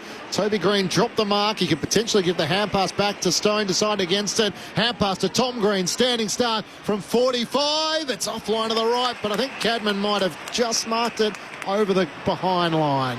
They will check it upstairs. Oh, Might be a mark, I think. I think it's good. I think it's a mark. Giants have managed 3 behind so far in this second quarter. They need to find a response here as we'll go to the arc. Review underway. Need that camera on the post, on the behind post and the goal post. Tough one, Bob. Right on, I think. There might be a little bit of the ball still in play. Has to be all the way over the line. I think he was bobbling it as it just went over the line. That's a mark. Review complete. That's a mark. Looking at this angle, the ball is marked before crossing the back of the behind line. Decision on scoreboard. Don't trust my umpiring then. Don't ever challenge. Wrong again. Well, it shows how confident Aaron Cadman was. He'd moved into position for a kick in, only to find out that it's his shot on goal. Don't be fooled by the doubt in my voice. Don't ever challenge me again on those. That's what Razor Ray said to me yesterday Yes. too. Aaron Cadman, he's been put on an angle right up against the right behind post. So does he go the banana here or try and step out on his left? Looks like he's about to go the left foot snap. The number 1 draft pick from a couple of years ago swings onto his left-hand side and bangs it straight through the middle. Puts through his second, and the Giants come up with a response ahead of half-time. Melbourne's lead cut back to 5 points. 5-3-33 to the Giants, 4-4-28. 22 minutes gone, second quarter on ABC Sport. You're with Bob Murphy and Boomer Harvey. Well, that ball was just a deep entry, wasn't it? And that was probably from Toby Green's one-on-one win. Bob, we've been speaking about him a fair bit today. He wins a ball, top of the 50, one-on-one, razzle-dazzle, kicks the ball in long, and Cadman's good enough to take a contested mark. It was against the run of play, wasn't it? We've talked about the Demons' ferocity at the loose ball and their ability to outnumber at the drop of ball. That one just against the run of play. That'll give Adam Kingsley a little bit of respite as we near half-time, just to stay within touch. I mean, both sides have had, their time with momentum, but that certainly we're in a patch where the Demons have had the run of play. Oh, man. Ian Burrows. Buzz was right there too. Check with him tomorrow in the office as to whether he thought it was bobbled, as Petrarca gets a handball away to Gawn. Pinched though by Bedford. Back the other way, the Giants. Kicks inside 50. Bouncing ball. Coming out, unable to gather at Brown. Live footy inside 50 here for the Giants. Bowie's back there. Handball to Petty, to Salem. Back pocket for the D's. Kicks up towards the wing. Looking for Chandler. Ash punches it away. A chance for Rivers for the Demons on half-back. Hand pass inboard, and now to Salem, who looks long down the wing. Viney had to hold his positioning as Whitfield came in trying to get a fist in there, and it beats both of them and goes out of play for a boundary throw-in. Melbourne by 5 points. Boomer and Bob, the thoughts of both coaches at half-time. You'd imagine Simon Goodwin would be impressed with the intent in which he's seen from his team. Yeah. Brent Daniels is down here just quickly. Feeling around his hip. Maybe he got a little corky on the hip pointer. It's a long way off the play. It was a great contest. The ball was there, and McDonald both went for the football really, really hard. That's just a nice collision. Not according to Brent Daniels. No, looks a bit sore, doesn't he? That's just a corked hip, though, I think, Bob. That's nothing major, which is good. You'll have to get on the bike at half-time and keep moving, otherwise he'll come out and he'll be very, very stiff. You say that like someone who hasn't had a corked hip pointer. I can assure you that it's not minor. Max Grajewski is the sub for the Giants, and for the Demons, it's another one of their debutants in Harvey Langford. How does that feel tomorrow morning, Bob, when you wake up? It's Monday, Tuesday, Wednesday and even Thursday going to be a problem for Brent Daniels. It genuinely is. It will hurt his mobility, and they're so finely tuned that it can. The ripple effect there, it can start to have effects on other parts of your body, but he'll be really sore, Brent Daniels. From the throw-in, Keefe palming it down. Clayton Oliver pinches it. Handball to Chandler. He's wrapped up. Another ball upcoming. Sunday footy on ABC Sport. Melbourne lead it by 5 points. Both rucks miss it on the wing. Oliver comes through. Dribbles a kick forward. Bedford can't gather it. Kelly goes in. Chandler again. He's wrapped up immediately. Just inching it forward here, the D's down the members' wing. Between wing and half forward, a ball up. Gawn wins down the tap, trying to get it to Lindsay. That could have been contact below the knees from Himmelberg, and the umpire eventually will give the Demons a free kick. He's been good today, Lindsay. He's been really good, Lindsay. He stood up then, earned that free kick. 18-year-old. Dangerous kick. Oh, wow. Into the middle of the ground for Harry Petty. Had to wait a moment or two in the air and takes the mark in front of Brown. Well, they love coming back into the middle, aren't they? Yeah, they do, yeah. For me, he's 60 out, and now they're 90 out. And all the Giants are in position as Petty bangs it as far as he can. Now, Johnson was shoved out of it in the marking contest, and offhands it spills outside 50 for the Demons. Howes offers chase with O'Halloran as well. O'Halloran taps it along the boundary and then sockers it and gained 10 metres, but this might be insufficient in 10. And he's penalised, really, for trying to keep the ball alive for the Giants. Those ones are pretty easy to call now, and Jake Bowie will take the free kick on the wing. The Demons leading by 5 points. Fascinating what we've seen from the D's coming into the corridor today as Bowie kicks up to half forward in the Gawn direction. Sharp at ground level. Goes and picks it up. Off to Petrarca. Handball away. Running by Johnson. Fires on goal. Misses the lot. Or just sneaks it through for a behind, in fact. Yeah, I think coming back into the middle of the ground, Benny, it opens up the whole ground so the forwards are not stifled into one pocket. Defender, it's harder to defend. We can talk about it more at half-time. Yeah, it's something they haven't done generally, which I heard an interesting comment from James Hurd about that. Himmelberg into Ash, back to Himmelberg. They're on the run here. Gets it to Wickfield at half-back. The run of O'Callaghan. They've run the Shane Warne stand side up towards Toby Green. Crucial smother being made. Petty knocks it down. In the end, got it to Windsor. Hand pass to Tom McDonald. That's spoiled by Toby Green and seen out of play. A throw in the left forward pocket at the city end for the Giants. Melbourne leading by 6 points.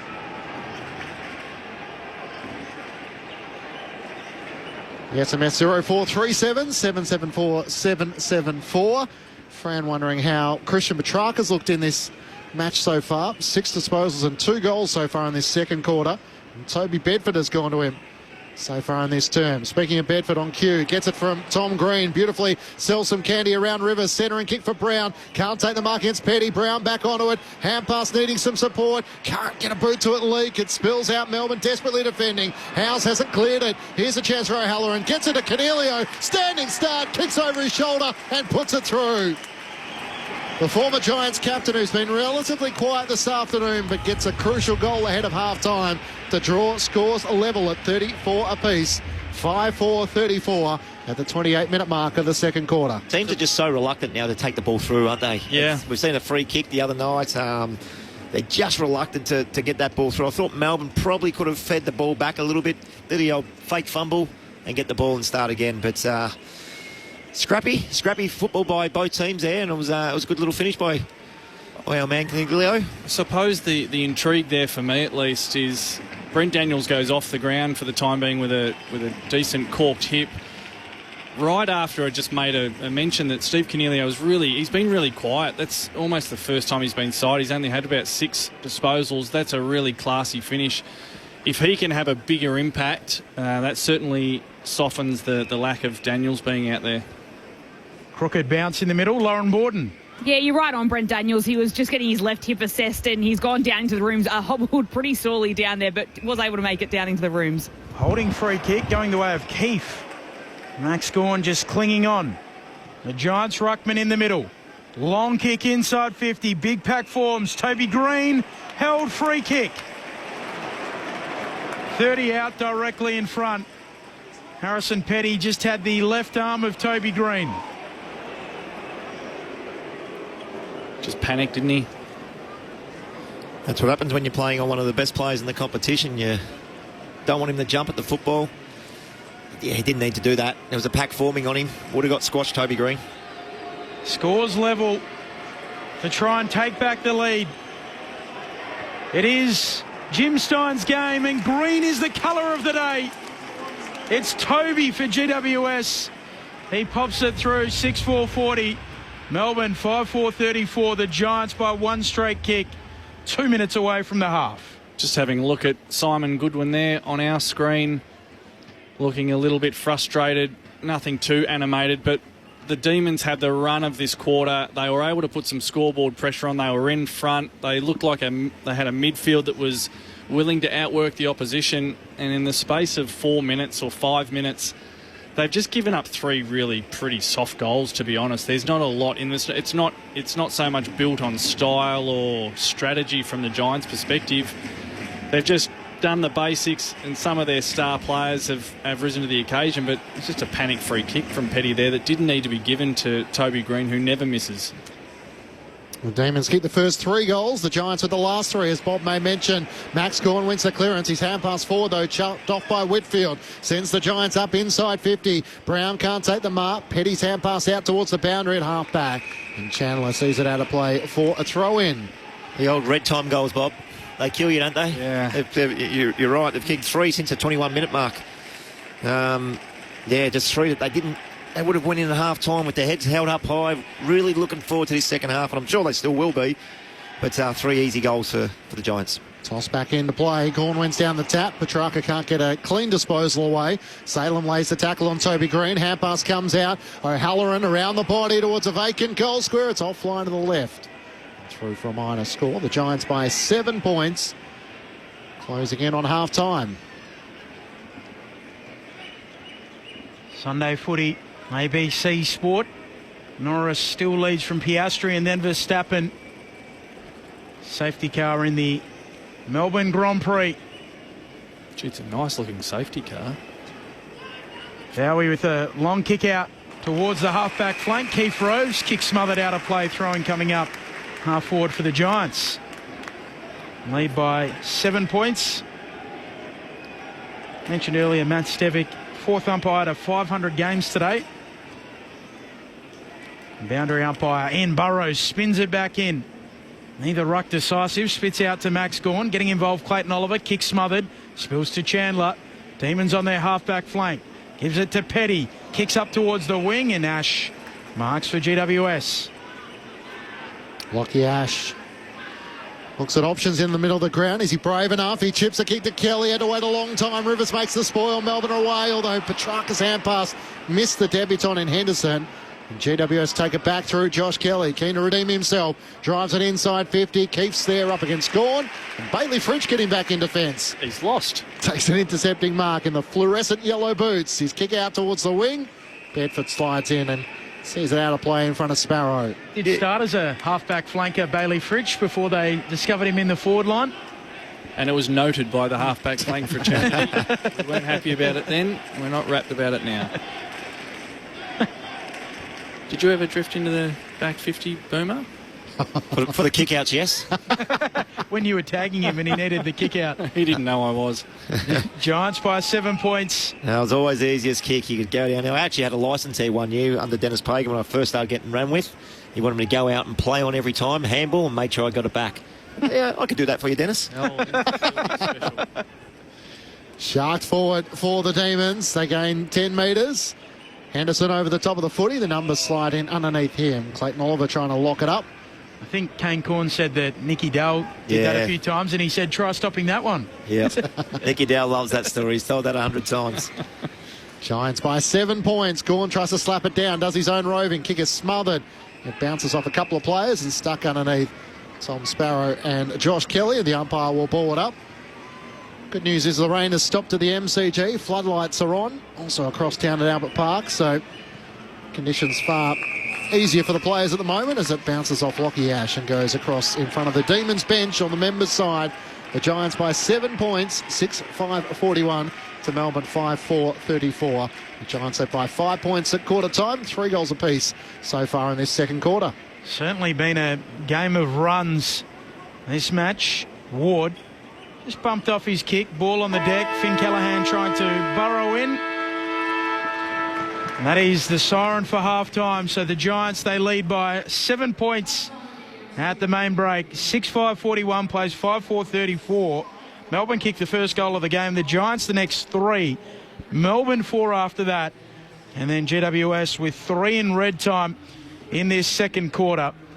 And they do lead by 7 points, as I said. The goal kickers for GWS, Toby Green with 2, Cadman with 2, singles to Cornelio and to Ware, while for Melbourne, 2 to Petrarca, singles to Jefferson and to Henderson, both with goals in their first kicks in AFL footy. Harry Sharp with a goal on club debut for Melbourne. So 7 points, the GWS lead at halftime.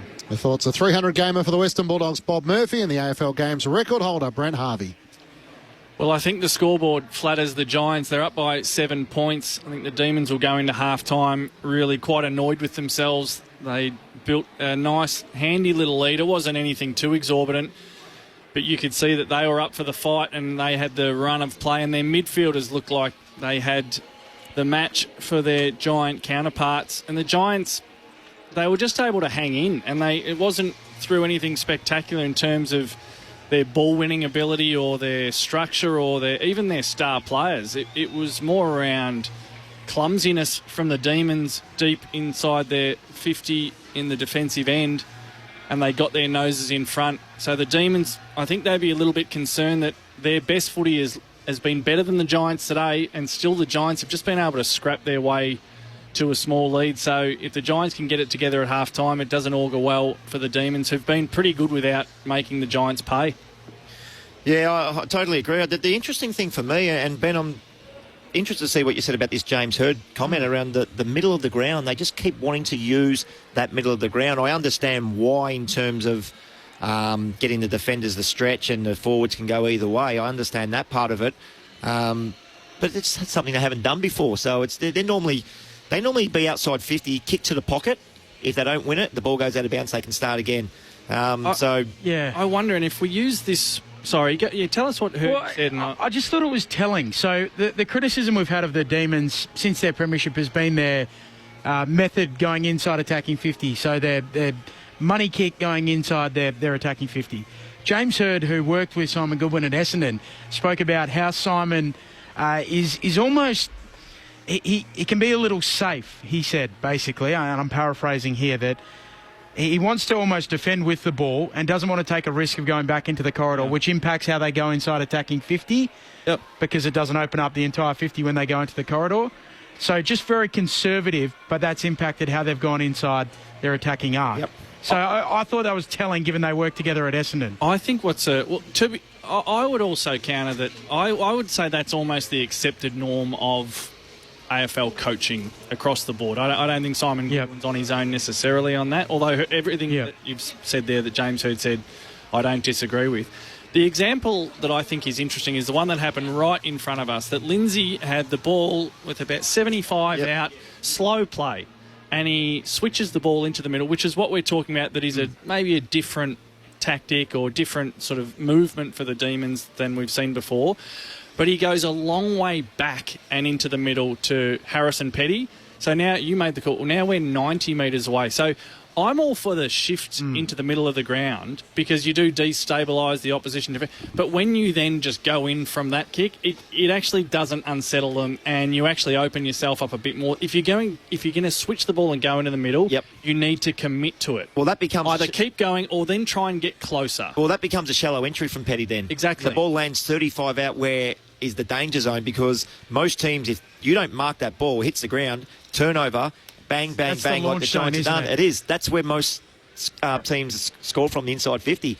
The 35 to 45 out, and Petty's kick went exactly in that zone. There was a good contest by one of the Melbourne players, but I just thought, and I'm the same as you, Bob, if the ball can shift there, Petty can hit a short. Now they've got it 70 out, but they're in the middle of the ground. They can turn, face the game, and go either way. That's a different look. I mean, it is it's their first game of the year. So if it's a step change for them, it may take time to fully embrace it. We'll see if they can make the adjustment at half time. I'm trying to work out what's happened in the Formula One, because Oscar Piastri's name from the top of the leaderboard has gone. Max Verstappen has taken the lead. Spun out, Clinchy. Oh, no. Yep, the weather's got him. 46 of 57, so Lando Norris has slipped down the table as well, so all of a sudden things have gone to madness. He didn't get his boots right. The Bayside... Where was Dennis Pagan checking his long stops?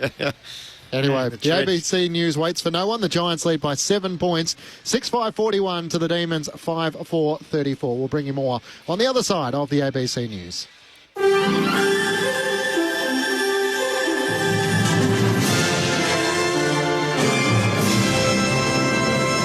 ABC News, Eliza Getzi is my name. Australia's Trade Minister says his US counterpart gave him no assurances over whether Australia will receive an exemption from current or future US tariffs during recent discussions. Don Farrell spoke to US Commerce Secretary Howard Lutnick over the weekend, saying he expressed his disappointment that Australia was included in a blanket move to impose 25% tariffs on steel and aluminium imports from all countries. The US has flagged another round of tariffs next month. Mr Farrell's told Sky News Australia is continuing to push for an exemption. It wasn't a pessimistic conversation, I'm pleased to say. But look, he gave no assurances about what might happen in the next round of negotiations. Our job is to sit down and continue to talk. Meanwhile, Donald Trump has taken steps to slash the US government's foreign broadcasting effort. The director of Voice of America, Michael Abramowitz, says virtually his entire staff has been put on paid leave. Funding for its sister services, Radio Free Europe, Radio Free Asia and Radio Liberty, is being halted immediately. There's been no explanation from the government in Washington, and it's not yet clear if the stations are being closed down completely. Meanwhile, up to 300,000 people have taken part in a demonstration in Serbia's capital, Belgrade. It was the biggest protest since anti-corruption rallies began 4 months ago after the partial collapse of a renovated railway station killed 15 people. President Aleksandar Vučić had this message after the protest. We understood the message well, and all the officials in power must understand the message when such a large number of people gather. We will have to change ourselves, and we have to learn a lot. The citizens of Serbia do not want colored revolutions. They do not want violence. They want to change their government through elections. Back home, fire authorities say it will take several days to clear hazards from a bushfire that destroyed a house in Melbourne's outer east overnight. About 24 residents were evacuated from Montrose and Kilsyth in the early hours of this morning as a fire in the area started suddenly spreading quickly with strong winds fanning the flames. Heavy rain has today stopped the spread of the fire and residents have been able to return to their homes, but Incident Controller Bernard Barbetti says the bushland will remain dangerous for some time. Large trees, it's long unburnt, and there's a lot of dead trees in there. And because conditions have been so dry, trees that do start will burn down completely. So it's not safe to go into the area, not even for our firefighters, until we've treated those hazardous trees. The Queensland Premier says laws establishing a child sex offender register in Queensland will pass Parliament by the end of the year. The LNP promised to introduce a public child sex offender register known as Daniel's Law before October's state election. David Crisafulli says the changes are about creating a safer life for children. I remain steadfast in my view that if somebody breaches their conditions, they lose the right to anonymity, and there should be a website that shows that. Somebody comes into the lives of a family, parents have the right to be able to check the history of that person. And the New South Wales government is hoping a 6-figure fine against a Sydney builder who was found to have worked without a licence or insurance will send a message to the industry. Triscape's builder, Anthony Abimurhi, was fined more than $470,000 over dozens of breaches related to building work for 4 clients in 2022. Building Minister Anilak Chanthavong says inspectors are making sure that builders are working to code. The New South Wales Labor government will not tolerate unlicensed building work or shonky operators who are doing work they're not qualified to do, not only taking work from others, but also actually potentially putting their structures in danger for homeowners and renovators. This is not acceptable. The SpaceX rocket, which will bring home 2 astronauts who've been stranded for 9 months in space, has arrived at the International Space Station. Butch Wilmore and Sonny Williams were due to be on the ISS for only 8 days, but they couldn't leave because of technical issues with the experimental spacecraft they came on. The astronauts should begin their journey back to Earth in the next 2 days. And in motor racing, the Australian Grand Prix has had 3 drivers crash out before the end of the first lap. Wet weather has plagued the day's racing at Albert Park, with the final race of supercars for the weekend abandoned earlier in the day, while the F2 feature race was also called off. More than 10 millimetres of rain has fallen over Albert Park since 9 o'clock this morning, and too much time was lost due to multiple red flags in the opening laps of the F2. ABC News. Join me, Patricia Carvelis, on the brand new podcast, Politics Now. The federal election is just around the corner. Break down the headlines and detangle the spin with the podcast, Politics Now, on the ABC Listen app. The Socceroos are back on ABC Sport as they try to book their place in the 2026 FIFA World Cup. Right into the 6-yard box and puts it in. It's his second of the night, and it's a well-crafted goal by the Socceroos. Catch all the action Thursday night on the ABC Listen app. This is the 2025 AFL Premiership season on ABC Sport. He's shoved underneath it by Gawn, takes it out of the ruck, off to Chandler, high ball inside 50, Iden punches it away, ball hits the deck, bursting onto it, Petrarca, welcome back on track. Trent Rivers out to the left, he comes inside 50, it's out to the right, won't be a goal. Gawn's there, Van Rooyen as well, Van Rooyen at ground level, can he get a boot in it? He can't, but Sharp can. Right place at the right time, just metres out from goal. Here's Lindsay showing some dash, kicks inside 50. No mark taken at ground level. They arrive through Henderson at ease. Out to Rivers, who will snap across the body. Van Rooyen drops the mark at full forward. Spits out Petrarca. 2 goals for him. Track is back. Centering kick for Brown. Can't take the mark against Petty. Brown back onto it. Hand pass needing some support. Can't get a boot to it. Leak. It spills out. Melbourne desperately defending. Howes hasn't cleared it. Here's a chance for O'Halloran. Gets it to Cornelio. Standing start. Kicks over his shoulder and puts it through. This is ABC Sports coverage of the AFL. On your radio. ABC Sport Digital. And on the ABC Listen app. Half-time of the MCG for Sunday afternoon footy. Great to have your company with the Giants leading by 7 points at the main break. 6-5-41 to the Demons. 5-4-34. Macklich and Ben Cameron calling all the action. Lauren Borden is down on the boundary. Bob Murphy and Boomer Harvey are your experts for Sunday afternoon footy. Earlier today, Adelaide 63-point winners over St Kilda. In the end, it was a dominant display from Darcy Fogarty, who kicked 4 goals. Riley Thilthorpe kicked 3. 21-9, 135 to the Saints, 10-12-72. The Crows kicked the first 5 goals of the match and really never looked back from that point onwards. The final match of the round takes place from the West, as the West Coast Eagles under Andrew McWalter for the first time take on the Gold Coast Suns. On the SMS, 0437 774 774. Hi team, Phil from Melbourne. Comment and question with the hype and talk around Petrarca and Melbourne. Doesn't seem to be much about him in his first game. Is there a reason? I am aware Melbourne are made up of other players. I think we've given it a bit of coverage, but you're probably right with the injury that took place on King's birthday and his first official game for points, given he did feature in the pre-season. Maybe not as much sort of speculation about how he'd return and how he'd go. I think we've spoken about Christian certainly before the game as well. There was his first contest, Bob, and you actually made the point around that first contest is going to be the one that he just wants. There was one really early in the game where I think it may have been Josh Kelly where he had to reach, put the arm up and left his ribs completely open. Got it, hit the ground up. You could see him bounce back up and he looks fine. He's kicked 2 goals, I think, hasn't he? One was an absolute ripper, and if he kicks another one, or maybe another 2, because this is his type of game in this weather, it's going to go a long way of helping Melbourne win the game. He kicked 2 goals in that second quarter. 2 goals for Toby Green and 2 goals to Aaron Cadman. And he says a free kick for Toby Green, a rare event. Hooray.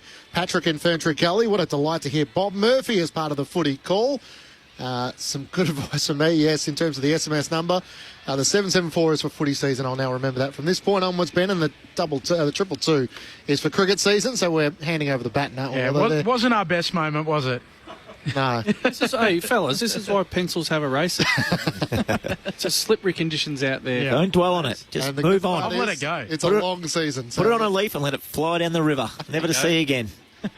And at Albert Park, I may have put the moz around the wet weather maybe having passed. Lap 50 or 57, and the disappointing part from an Australian point of view, Oscar Piastri losing grip as he went around the corner, and unfortunately he slipped down the the table from second. He's now in 13th position. Lando Norris has managed to work his way back up. Max Verstappen, George Russell, but so much hype and optimism around Oscar Piastri in Melbourne. But, it's been... Well, if we've learned anything from Drive to Survive, changing the tyres from the wet to the dry, it becomes such a clinical decision, trying to make sure everyone's on the same page, and not often do they agree. So I can't believe I haven't seen it. I haven't watched it. You haven't watched it? No. Haven't had any overseas trips or anything where you just thought, you know what, I'll watch a season of this? No, I did go. I went to America last year, and I don't even know it was on the plane, or I should have probably got organised a little bit better, but so many people have just spruiked about it, and I just haven't seen it. What do you do on the plane, Boomer? I try to sleep, but I don't. I've usually got kids with me. Kanga You're looking after them. Kanga highlights. YouTube, Brent Harvey. No. That sounds like someone who searched that before, doesn't it? No, absolutely not. I'm not going to point any fingers. He can do what he wants. When you've played as many good games as Brent Harvey, you can do what you want. We roll around to next round relatively quickly. Carlton and Hawthorn on Thursday night. The Western Bulldogs are celebrating their 100th year in the VFL AFL competition, Bob, alongside North Melbourne as well. So the Bulldogs put in a request to play a Friday night game against the Magpies in round 2. So that'll be the MCG, a home game for the Doggies on Friday night. You got a little press appearance tomorrow? Yeah, saw your name on a press release. Yeah. So I'll be out at the Whitten Oval tomorrow. But 100 years in the VFL AFL is a significant event for any football club. But when you consider the amount of times that the club was almost no longer, I think there's across the board an enormous sense of pride, not just for Bulldog supporters, but for footy followers that there's still Footscray Western Bulldogs footy club in the competition and thriving these days, and had a good win last night. But it'll be a pretty big event tomorrow. That is the part of the history that often gets lost as to how close some of those teams, the Bulldogs, North Melbourne, Hawthorn, almost came to ceasing to exist. Richmond. Hawthorn. Yeah, it's not many sort of get through unscathed, do they? Are you a believer in the Bulldogs being a top 8 side, or were you looking for a bit of reassuring evidence last night that they had the depth with some of the injuries that were missing? Oh, I think they're a genuine unknown, the Bulldogs, with the injury list where it's at the moment. I think last night was a nervous build-up and nervous watch for all Bulldog supporters that, North Melbourne we know are building, but they're certainly not in the premiership window by any stretch of the imagination. They're Why is that, Bob? Why is that? Just recent form. That would be a fairly good indicator, yes. Haven't won more than 4 games in the last 3 years. Age, demographic, and inexperienced coach. I've gone too far there. So I think the win last night had a pleasing level of maturity to it. That it's not the easiest mental circumstances, I think, for a game of early in the season, expected to win, big names out, really unusual conditions, hot and sweaty. Did you see the coach last night? Yes. Bevo looked like he was doing Bikram. He did, didn't he? So aircon in the box. Sweat. Well, to be fair, I did the game last night with Lauren Borden as well, and Chad Wingard and Daniel Harfer were part of our team. We were sweating bullets. It was hot and humid. There was some speculation on the SMS. Half in particular. Well, yeah. He would have a bit of shine on his head. He was thinking a Camden McIntosh headband might have been required just to get through the game, but there was suggestions whether they could have opened the roof or trying to do something just to get a bit of air going through the stadium. But who did you guys speak to post-game from the Dogs? Who said it was Latham Vandermeer. Latham Vandermeer said it's like walking into an indoor pool. You know when you go to the public pools and immediately you get that heat, yes. Ugh, not good. Or get off the plane in Bali or something like that. Yeah. Are we letting Boomer off the hook? Was that disappointing from North last night? Oh, I think it was. I mean, you look at the outs for the Western Bulldogs. Bontempelli, arguably the best player in the competition, nearly. Who's arguing? Yeah, exactly. Treloar, one of their better players. Jones, so crucial for the way they structure up their defence. Jamara's out of the team and probably out for a little bit longer, and then Waitman, who's absolutely had a feast on the Kangas of the last couple of years. Huge out. So I'm going to the game thinking we're a real chance here, and not even a real chance. We should win this game. So it is a little bit disappointing not getting the 4 points. I know it's not all about the 4 points, and we put up a good fight, but I don't buy into that. So you're past honourable losses for North now. Oh, absolutely. Particularly when it's like that. When it's like that, yeah. You put up a good fight against the GWS in Sydney, and you go, well, they only beat us by 3 or 4 goals. That's actually okay. I can cop a couple of them a year, even though it doesn't sit well with me. but not last night. I wasn't happy with last night. How many games do they have to win this year for you to be happy? For me to be happy? Yeah. 16. No, but realistically. Oh, look, how many did they win last year? 3. But, like, people say 8 this year. And I think we should have won more than 3 last year. So if we had won 6 last year, which I think that's probably should have... Yeah, lost a lot of close games last year. Yeah, so you sort of think, all right, 6 last year, maybe 9 or 10 this year. Because we only won 3, people are starting to say, 6 will be good. 6 is not good. 6 is not good for any team. So I would like a little bit more than that. I think the observation... 7 or 8's not a pass mark, but 7 or 8 would be, you'd see growth. The observation from Chad Wingard last night was that wasn't a loss on talent. That was a loss on application and maybe a little bit of game plan as well. Cam Zerha kicked 1-4 and they certainly had their chances. They got within 9 points on 2 occasions, but the Bulldogs started strong and finished strong in the end as well. Players have made their way back out into the middle. Lauren Borden's back down on the boundary. Loz, a bit of sun trying to poke its way through. It is at the moment. Now it's got glary, so after the rain of the first half, it's still slippery out there. I can just see Viney in the middle actually sliding his hands along the ground to check how slippery it is, but it is nice to have a little bit of sunshine. At the end of that second quarter as well, Brent Daniels made his way back up and was sitting at the front of the bench, so it looked like he was all right when he came up to the GWS bench. Thanks, Loz. Giants lead it by 7. Second half football underway. Sunday footy on ABC Sport. Clayton Oliver, handball away to Petrarca, to Viney, to Windsor. Goes for a little run, takes a bounce, attacking edge of the square, to 50 out. Osner sticks, a royal goal from Windsor. Back to 1 point. And the D's, they start the second half like they started the first, with an immediate goal, 6-4-40. They trail GWS 6-5-41. Brent Harvey, Bob Murphy. I love seeing that, Bob. We talked about the Demons' willingness to take the game on through the middle of the ground and whether they were sometimes just a little bit wooden or the strategy wasn't quite matching up with what their endeavour was. But Windsor there, just the dare, which is maybe not something we've associated with the Demons so much in recent times. Take the game on, arch the back, take a bounce on a really greasy day, get onto his preferred right foot, and that is a class finish from beyond the arc. Beautiful setup for the second half now for the Demons. He broke off the line beautifully, didn't he? He just knew where his opponent was. He could break off onto his left foot and then take a couple of bounces. That was a great goal, great finish. Brent Harvey and Bob Murphy with you on ABC Sport. Gorn down to Petrarca, another textbook clearance. Hand pass to Sparrow for 2 in a minute. The Demons have come to life. Petrarca and Sparrow celebrating at centre-half forward, and now Max Gorn comes across. Some textbook centre bounce clearance work there, and the Giants flat-footed as the Demons take back the lead by 5 points. 7-4-46 to the Giants, 6-5-41. 2 goals in 90 seconds. Lauren Borden on the boundary. Has actually come off, so he started at the centre bounce for the very first centre bounce, but Brent Daniels has come straight off, so gave it a test, that hip. He's come off, he's gone to the back of the bench. Max Grajewski coming into the game for GWS early on in this third term. I reckon his opponent was Caleb Windsor, who ran off half-back away from him and watched it sail through the middle and thought, yep, I can't keep up. Well, you talk about the dominance of the ruckman, Benny. We've just seen 2 of the all-time great hits. The first one went to Oliver, who gave it to Petrarca, who gave it to Viney. All 4 of them in the centre bounce. The 4 guns all got involved. This is exactly how the first half started. Viney receives the tap from Gorn, gets to centre half forward. D's attacking again. Sparrow to Petrarca. Flower back to full forward. Van Rooyen can't mark. Taylor follows up for the Giants. Away to Wyden. Snaps a kick. Was looking for Whitfield. It goes at right angles. The umpire didn't get up to top speed. And because he didn't, he knew he was going to say spin it back in. I was sure he would pay that. They love paying that one. It's a bit of theatre, and I don't blame them for it. I'm sure I'd get carried away too if I was an umpire. Jeff Dalglish just trotted in. I was waiting to see if he started to accelerate, but he didn't.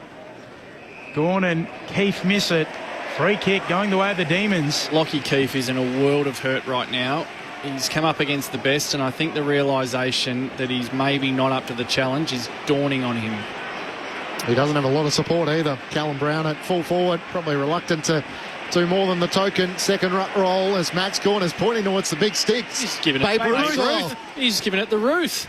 From right half forward, he did back himself last season saying that he needs to take more opportunities, especially outside 50. Caleb Windsor runs behind, but Max has eyes for the big sticks. A shuffle to the right in the Jim Steins game. It's offline to the left. It won't have the journey. Flying in the pack was Johnson. Bowie's uncontested front and centre. Snaps on goal. 3 goals in 3 minutes. The Demons are red hot at the moment. An 11-point lead as they start on fire in this second half. 8-4-52 to the Giants, 6-5-41. And all of a sudden, Adam Kingsley must be wondering what was said, what's happened. These sides come out flat. Well, that's a set play, obviously, there at the Demons, where Max signals to the world that he's going to kick a torpedo from 60 out. But what he actually is signalling to his teammates is just going to hook this one around and let the little fellas go to work. And did they go to work? Bowie, perfectly built for these conditions, and a class finisher when he gets the ball in his hands. Again, we've seen the basics on full display today. It's essentially just a kick to the top of the square, isn't it, Boomer? Decent contest, nothing spectacular, but the Demons at the drop of ball have just looked a little bit better than the Giants for most of today, but they're getting really a real reward on the scoreboard in this second half. I'll tell you what I've seen a couple of times now, Bob, and I've never really picked up on it, but the Giants defenders, when they spoil the ball, they really spoil the ball, and it's probably to clear the area for the front and centre players, but what it does, it brings in the players that are the next layer. They've kicked 2 goals from it today. 11 disposals to 2 after half-time, the way of the Demons. As Bailey Fritsch quick on the tackle after the ball spat out. Oliver just shoveling out a handball. What a game of runs. 3 to the Giants, 4 to the D's. GWS with 3 more. First 3 to start the second half, the way of Melbourne. Go forward here for the Giants. Lever marks, though. A little push in amongst all of that. Take your pick, the mark or the free kick. Lever kicks laterally. Out to Xavier Lindsay, one of the 5 debutants for the D's and the youngest man on the ground at just 18. I've liked his game today, Xavier Lindsay. Short to Viney, who goes back to Salem, half-back flank here for Melbourne. They lead it by 11 points, having trailed by 7 at the half. Oh, little kick to Oliver down low, had to slide in to get his fingertips underneath it in front of Ware. And Clayton Oliver takes the mark at right half-back. 16 disposals to 4 the Demons' way in this third quarter. They've kicked 3 goals as they look to dictate terms here. Oliver kicks up towards Gawn at half forward. It doesn't quite get to him, and Petrarca had a hold of the arm of Jack Buckley. The Giants defender takes the free kick, comes inboard to Whitfield. He chips it laterally to Himmelberg. Has options out on the Shane Warne stand side as Connor Iden takes the mark. He looks for the next link in the chain. It's too wide for Callum Brown, and it goes out of play at right half forward under the Shane Warne stand side. A throw in with the Demons leading by 11.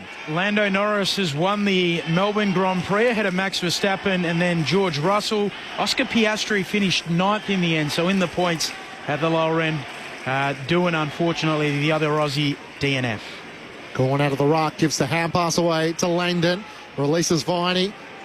Just chisels a kick up the wing where Connor Iden was waiting for it for the Giants. Hand pass away to Jones. Set him a challenge. He knocks it on. Windsor could have been taken high by Keefe. No whistle. Toby Green's hand pass to Ward at right half forward. Good chase offered by Henderson. Locks the booty up for half a moment, but then Cal Ward emerges with it. Kicks into the pocket. Cadman had to fly from behind. Tom McDonald in front.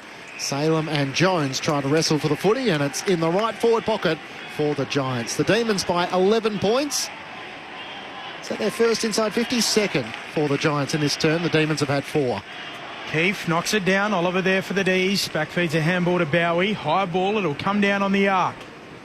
Everyone misses it. Ricochets off the foot there of Petrarca. Green gathers. That's Tom Green for GWS off to Kelly. Turnover with the kick. Bowie marks back pocket. 3 goals in 3 minutes for the D's to start the second half. Oh, I haven't seen the electrifying run. Last week I was watching the Giants play against Collingwood, and we all said that Collingwood would probably look slow out of the stoppage, but Callaghan and these type of guys were coming out the front of the stoppage.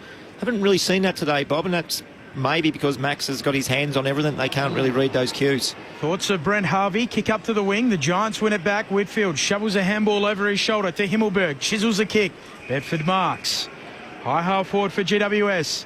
Gives the handball to the run of Whitfield. Centering kick. Tom Green knocks it down. Shrugs a tackle. Run down as he got his kick away. Into the pocket. Cornelio gathers, swivels, snaps, goals. Classy finish. His second. And a steadier for the Giants to stem the Melbourne momentum. Back to 5 points. 8-4-52 plays 7-5-47. Brent Harvey and Bob Murphy. Sunday footy on ABC Sport. It's been the story of the day, hasn't it? That Melbourne have the run of play and they have a patch of good form where they can put it on the scoreboard. And somehow the Giants, they're just able to hang in. They scrap it in. They're able to win enough contests. It doesn't look like there's a heap of method or structure or framework to it necessarily. But they're just able to get it in their forward half. Tom Green was the one there, just scrubs a kick in. But Stephen Cornelio, who's had a pretty quiet day really by his standards, but when he's got his hands on the footy inside 50, he's been able to make the most of his chances and kicks his second goal. They're 5 points behind, and I mean the Demons have had most of the play. Bob Murphy with you on ABC Sport. Max Gawn tries to take it out of the ruck. Can't get boot to ball. Spills away of Kelly of the Giants. Kicks end over end up towards half forward. Leak gathers. Chips a kick backwards in the end. Tom Green's able to fire a hand pass forward to Kelly. Trying to find a way around Windsor. He appeals it's touched inside 50. It wasn't, and Toby Green takes the mark. Leading up in the left forward pocket. He marks slightly right of centre and will kick from around 35 metres out. So that play right there, that was the forward handball that we seen last week. That's when the Giants are playing at their best. You've only got to get the ball somewhere near this guy, and that's a pack mark with Cadman in it. He just does the basics better than anyone around. Plays in front, times the jump to perfection, clean hands, and he's tough. Kicked a goal in the first and a goal in the second. The heartbeat of the Giants comes in from the right forward pocket and drifts it across. They're way too close to the man of the mark there, and I actually thought he might have touched it the way it come off Toby's boot, but very, very close. You don't need to get that close when you're only 35 out. Drags it to the left. The Demons lead by 4 points. 10 minutes gone. Third term on ABC Sport. Bit of blue sky just breaking through above the MCG. Salem shorts it to the pocket for Lever. Lever looks longer. Up to the southern wing. Taylor outpoints Van Rooyen to mark. Giants possess it again. Sort of halfway. Crowd has just come out from underneath the grandstands as well now that the rain has abated slightly. Goes back to Iden. All the way back to centre half back. Himmelberg for a little trot. Kicks to Buckley on the members wing. Switch complete from GWS. Stabs it short. Stone accepts it. Just slightly forward of the logo. 4 points Melbourne's lead. Stone looks long. High ball towards the goal mouth. Looking for a marker. In from the side. Toby Green whistle on the play. It'll go to the D's. Free kick is going to be taken by Tom McDonald in the back pocket. Both he and Harrison Petty have been tried as forwards in recent seasons. McDonald goes for the kick in the middle of the ground, spots up Sparrow. A bullet pass, hand pass to Rivers, back to Sparrow. Back edge of the centre square. He kicks laterally out to Xavier Lindsay, who marks it right half back. On debut, pick 11 in the 2024 draft. The sub is Langford, who's waiting for his opportunity. A kick out towards Max Gawn, who just hangs on to it in front of the boundary line with Lockie Keefe right there in tow. The Demons leading by 4 points. Gawn has Jefferson in the pocket. He pokes it in that direction. Wrestling with Himmelberg. Tries to get hands to it but can't hang on to it. Ward cruising past. Loses possession and Himmelberg careful but not careful enough. It came off his boot and over the boundary line. Out of bounds on the full. Now the two umpires are just converging. It come off Sharp's boot onto Himmelsberg's boot, and they're just making sure it did clear the line, in which it did. So it's going to be Harry Sharp who has the free kick deep in the right forward pocket up against the fence. Kicked a goal in the second quarter, having transitioned from the Brisbane Lions to the Demons. His 5th season in the competition, having just played the 16 games before today. With the number 30 on his back, starts deep in the pocket. Fires across the face of goal. Van Rooyen's in the pack. It's rushed through for a minor score by the Giants. The Demons by 5 points. Great to have you with us. It's Sunday footy on ABC Sport. Himmelberg runs up the guts, then pulls his kick to the back flank for Ash. Sends GWS up to the wing. Toby Green drops the mark. House pinches it for the D's. Feeds a handball to Fritsch. Looks corridor immediately. Spots up Rivers. He runs away with it. Attacking edge of the square to Windsor. Through the 50. Through a tackle. Snaps on goal. Bouncing ball. Back there right and knocks it towards Van Rooyen. Soccers it through. Melbourne answer again and extend their lead back out to 11 points. Fortuitous from Van Rooyen. Was that kick back in the middle of the play, wasn't it? Back into the corridor. Just gave him a really good look, and Windsor probably seen the goals and got the blinkers on Bob. He wanted to go another one. He used his pace, a little bit of pressure on him, and it was a scrubber kick in the end. And it was a lucky goal to Van Rooyen in the end, but that's what happens when you use the corridor. You put the opposition under the pump. That's the adjustment that we spoke about at half-time, though, wasn't it? In the first half, slower into the middle and backwards, and, and having to then get a slow entry long and then your shallow entry. The kick from Fritsch was the one. I mean, he's a beautifully skilled player, but it's a low, hard bullet into the dangerous part of the ground, much closer to the goals. Now, Windsor gets it and takes it on, and from there it's scrappy, but the adjustment from the first half is what ends up getting the ball into a more dangerous position, and they can scrap a goal. But the sentiment around how to use the corridor, big tick for the Demons there. Melbourne 9-5-59 to the Giants 7-6-48. The Demons have got out by 11 points on a few occasions now. And just that moment as Connor Iden knew he had Sam Taylor as a loose in defence, tried to knock it back to him, and Van Rooyen got a kind bounce.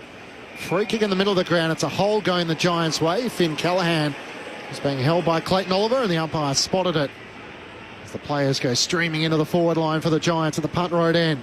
Callaghan goes short, finds Himmelberg just to the right of the centre circles. Looked into the corridor, nothing really on offer, so goes now out wider still and finds Lockie Whitfield. Takes the mark. The All-Australian last season, 30 years of age, veers out to the right. Sends the Giants inside 50. Cadman's there. Brown flying from behind. It's in the end House for the Demons. It gets it to Johnson on Taboo. Hand pass out towards Henderson at half back. Tackle by Whitfield. And over the boundary line for a throw in. Henderson, Jefferson all have goals on Taboo. Harry Sharp playing his first game for the Demons. They've shared the load, the Demons goal kickers. Bailey Fritsch in game 150 goalless. GWS haven't. They've had 4 goal kickers for their 7 goals from the throw-in. Trying to burst through his Johnson, then turning tackler, soccers it off the deck. Up the wing to the logo, Buckley trying to gather it. Couple of fumbles, slaps it back. Taylor supports him. Handball away to Himmelberg. Under pressure immediately. The D's swarming. Jefferson forces the error. Oliver comes up with it for the D's. His handball errant. Van Rooyen gets involved, sweeps it to Howes, middle of the ground, looks long, Chandler's at full forward, Taylor, fresh airy, out the back it goes, he slips over, Chandler picks it up, in the forward pocket, Ward spoils it out, and we'll get a throw in. Oldest man on the ground, Callum Ward at 34, working into defence, Melbourne pressing, they lead it by 11, 17 into the third. Outstanding pressure by Melbourne up on the half-forward flank. They just kept the ball alive. Did absolutely everything they can to get that football back. Brown and Johnson doing the ruck work for their respective sides. Brown gets a hand pass to Kelly, to Ward, out of defence as he bangs it on the boot. Petty comes charging out. O'Halloran has to sit underneath it. Petty makes the spoil. Kelly was clean in greasy conditions, so it's pinched by Petty. His kick is smothered. Brown, run down. Sharp got him. Holding the ball. Harry Sharp. The chase down tackle from behind, and all of a sudden just too slow from the Irishman, Callum Brown.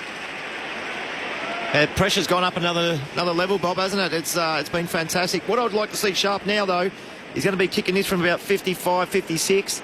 His last one from the boundary wasn't a great kick. It landed 2 or 3 metres in, and Giants punched the ball through. If he hasn't got the distance, he's got to do something different. He's waited a long time for getting his opportunity at AFL level. Here's on the MCG. Veers out to the right, and it will stay right. And in the end, hits the right behind post, out of bounds on the full. He's had a few shots on goal, though, just the one so far this afternoon. The Demons leading by 11 points, 9-5-59 to the Giants, 7-6-48. Earlier today, Adelaide defeated St Kilda by 63 points.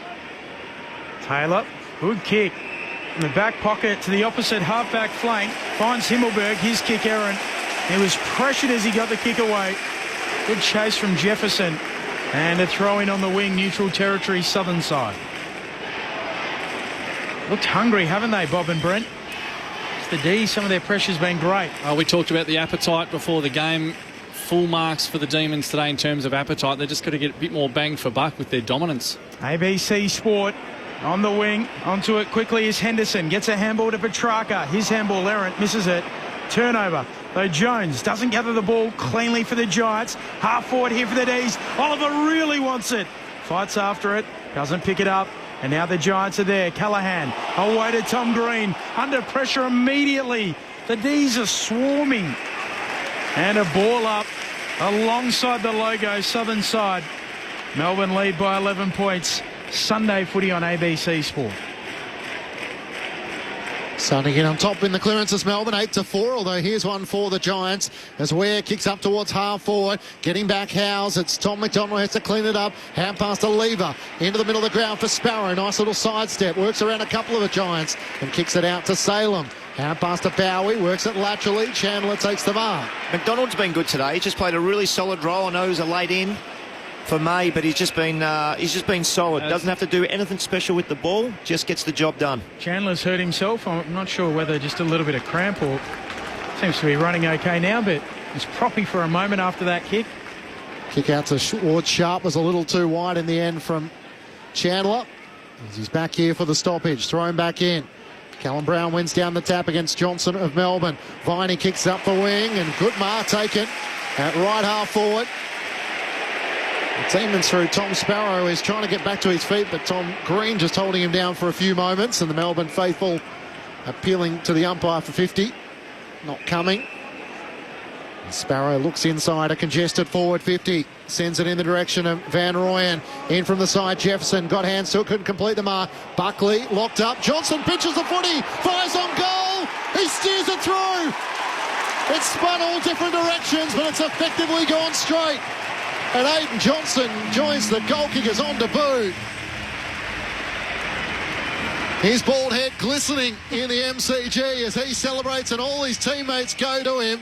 His family in the stands as a monitor focuses on him. So Aidan Johnson, having come from Werribee, a premiership player there with Jack Henderson as well. Both of them have goals on debut, as does Matthew Jefferson. And the Demons are all of a sudden out by 17 points, their biggest lead in the match. A nice reminder of just the pure poetry that this game can often deliver and the simplicity of it. The ball, it was just a contest, numbers everywhere, and the want and the determination of the debutant just to rip the ball out of opposition hands and take it for himself and just bang it through. And that's, we see goals like that at any level of the game. There was nothing high-tech about it, and then the sight of his family celebrating in the stands, glorious. Four of the 6 new faces for Melbourne have kicked a goal today. Quite unbelievable. Disappointing from the other two, you think, Benny Boy? They might do it yet. Here's Sparrow in the middle for the Demons. Long kick to full forward. Taylor's back there. He marks, so Langford, the sub, yet to come on, and Xavier Lindsay playing in defence might just roam forward and get one yet. Himmelberg, relieving kick. Up towards the wing for Ward, one-handed. Very nearly the vet. Couldn't quite control it. Now drags it in. Umpire circles. Flexes at the hip and says holding the ball. Here is Lindsay. He's got it on the wing for the D's. Yeah, Bob called it earlier. He's had a decent game coming up for his 17th disposal now. He's been quite good. Great decision making for a young fella. From Envelope and Gippsland in the under-18s, kicks inside 50. Jefferson presents, can't take the mark. Chandler tries to knock it out. Giants under pressure. Himmelberg gets the hand pass to Tom Green. To Whitfield through traffic. Back to Tom Green, still hemmed in the back pocket. Hand pass to Buckley. Need to find an avenue out. Lockie Ash arches the back and finds a way clear. Hand pass to Callahan. He cuts past Petrarca. Takes a bounce through the middle of the ground and now a second. He looks out to the Shane Warne stand wing, where all on his own is Ware. He gathers. Corralled by Sharp as he comes back inboard and Toby Green takes the mark. The Giants under pressure in the back pocket have transitioned to half forward and a lace out pass to Steve Canelio, who leads up at right half forward. He marks just inside 50. Has he got the leg in him? He's got the distance here, Bob. Right on 50 he'll be kicking from, I think. Well, the way he's kicked already today, I would say yes. Steve Cornelio, who's been quiet in terms of his overall touches, but he is a class player, and it looks like he and Green might be the quickest way home if the Giants are to build any kind of momentum in this third quarter. At 31 years of age, he's lost his spot in the midfield. He's playing as a high half forward. He kicks out to the right and misses everything.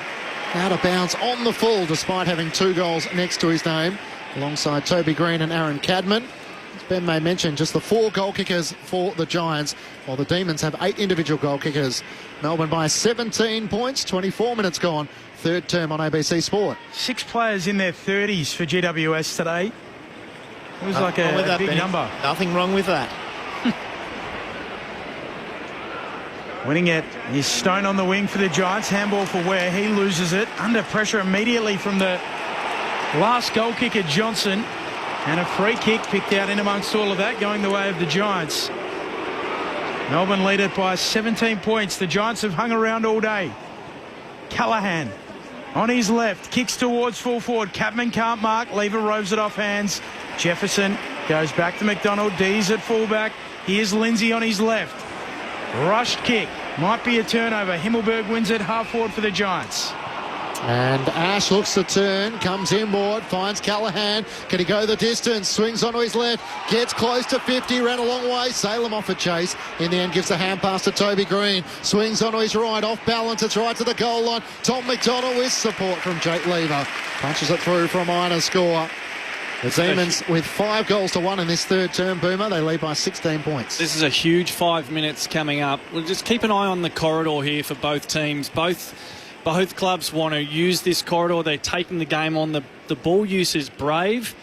Let's see which side can use it, and let's see which side can defend the opposition when they try and take it up the middle of the ground.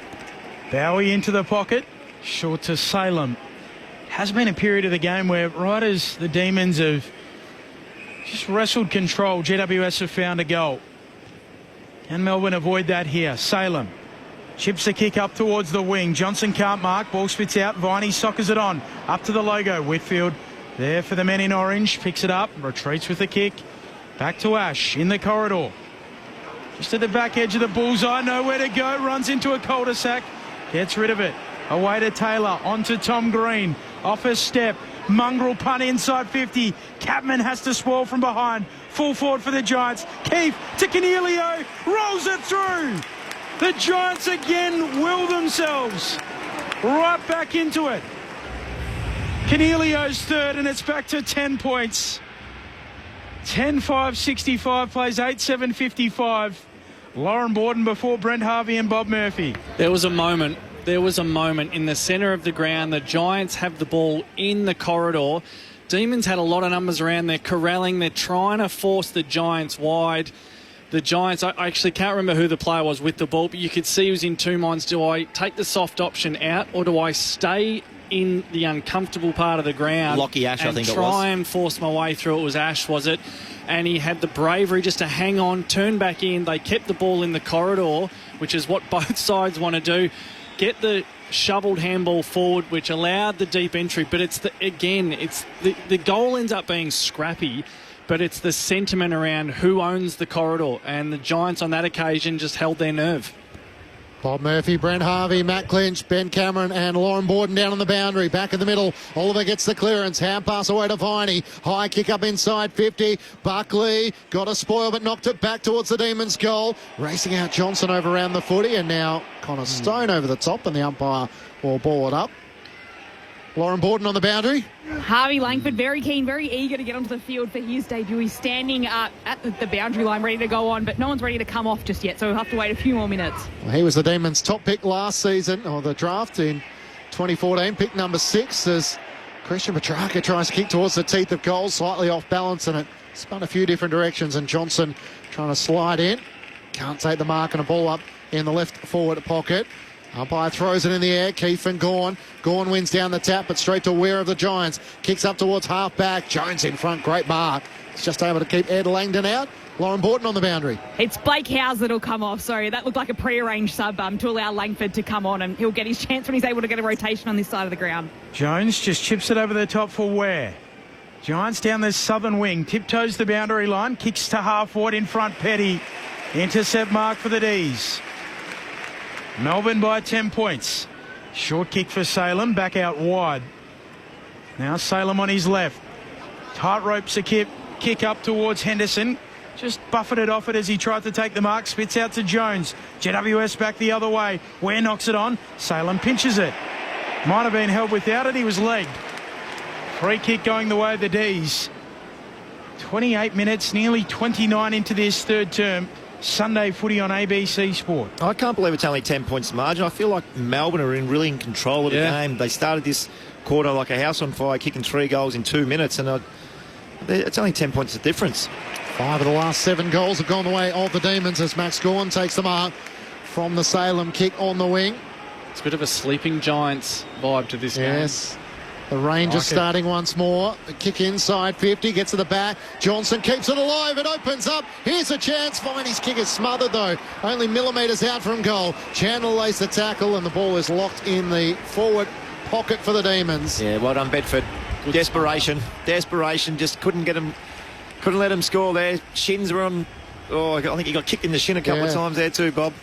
Toby Bedford playing against his former side. Gawn flicks it over the back. Millimetres out from goal. Petrarca spinning onto it. Kicks it straight up in the air. Oliver has a fly at it. Can't take the mark. Viney gathers. Can't get a kick of more than 10 metres. Keefe intercepts for the Giants. Kicks out towards Jones and Bowie. Jones tries to tap it to his own advantage. Bowie races back after it. Hard against the boundary line as the rain is starting to team down now. That's proper rain now. And the umpire says the ball was out of play, so throw it in.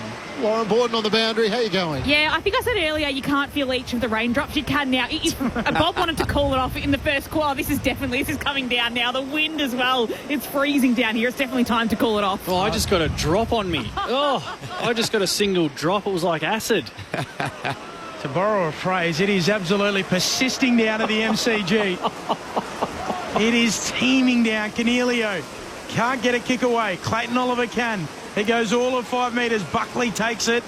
No mark, of course. Goes back to Whitfield. Giants on their half-back flank. Tom Green loops it to Whitfield. Fluffs his kick. It dribbles along the ground. Picked up by Salem. Wobbles a kick inside 50. Back there, no mark taken. Stone drops it. Ball hits the deck. Coming through Chandler. Over the top of it. Like a cake of soap at the moment. And Lockie Keefe clearing kick again. No mark taken. Spills down. Chandler kicks back inside 50. Ball hits the deck. Gawn comes through. Heavy rain at the MCG. Out goes Gawn. Rugby pass. Gets rid of it. Ball comes out to Jones. Straight to Petrarca. Swivel snaps. Misses. Very nearly. A touch of brilliance in the wet. And Gawn was good then. He had about 6 efforts and the last one was like a rover. Picked it up off the ground and scooped it and got his hands free. Petrarca's just shown a couple of signs, as the great players do. Game sort of teetering neither here nor there, and he's like, I might be the man just to rip this game my team's way.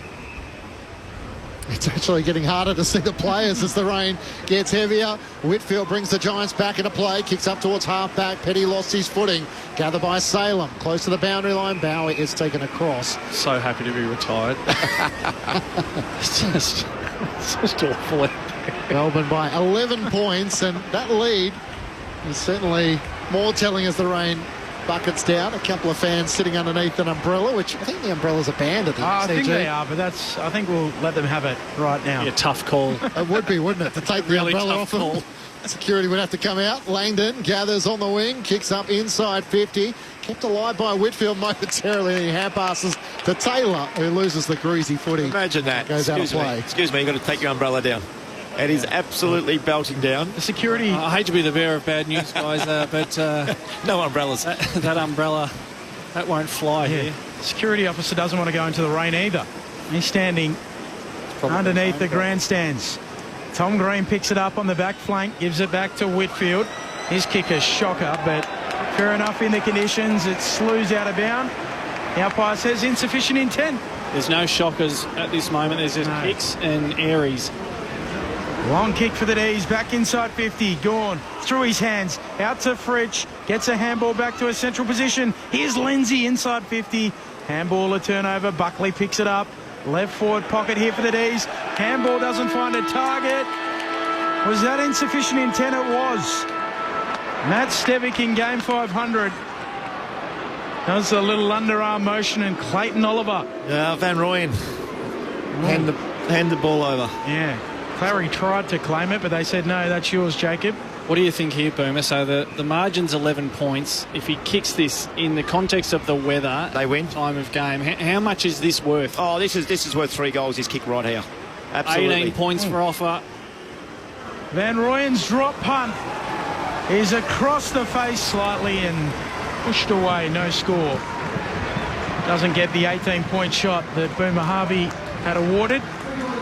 So 10-6-66 Melbourne lead, GWS 8-7-55.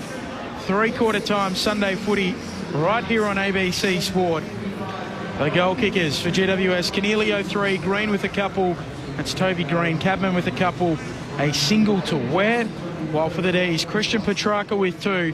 Van Rooyen, Windsor, Bowie, Jefferson, Sharp, Sparrow, Johnson and Henderson. So 4 of the 6 new players for the D's have kicked a goal this afternoon. Melbourne by 11.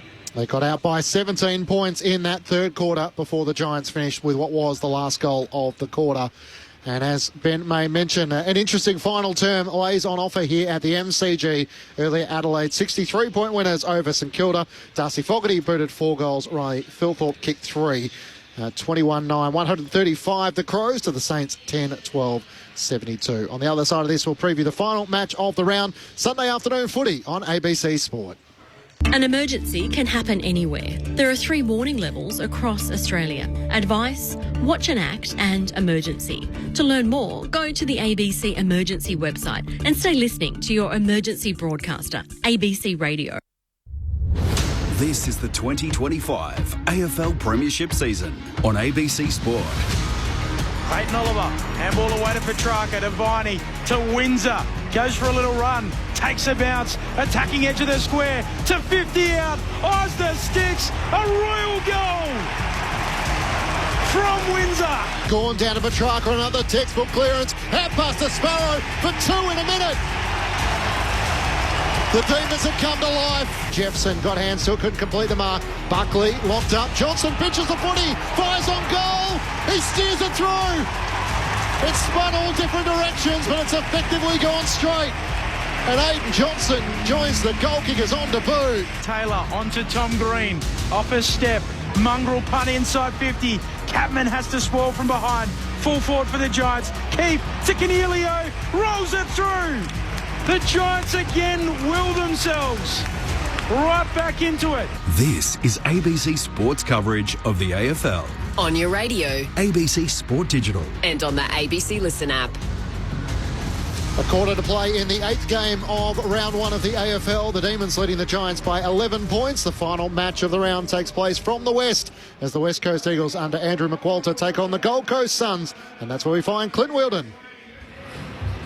Thank you, Matt. Yes, the Andrew McWalter era does start for the West Coast Eagles, looking to continue a fascinating trend. Every new Eagles coach has begun his time at West Coast with a victory.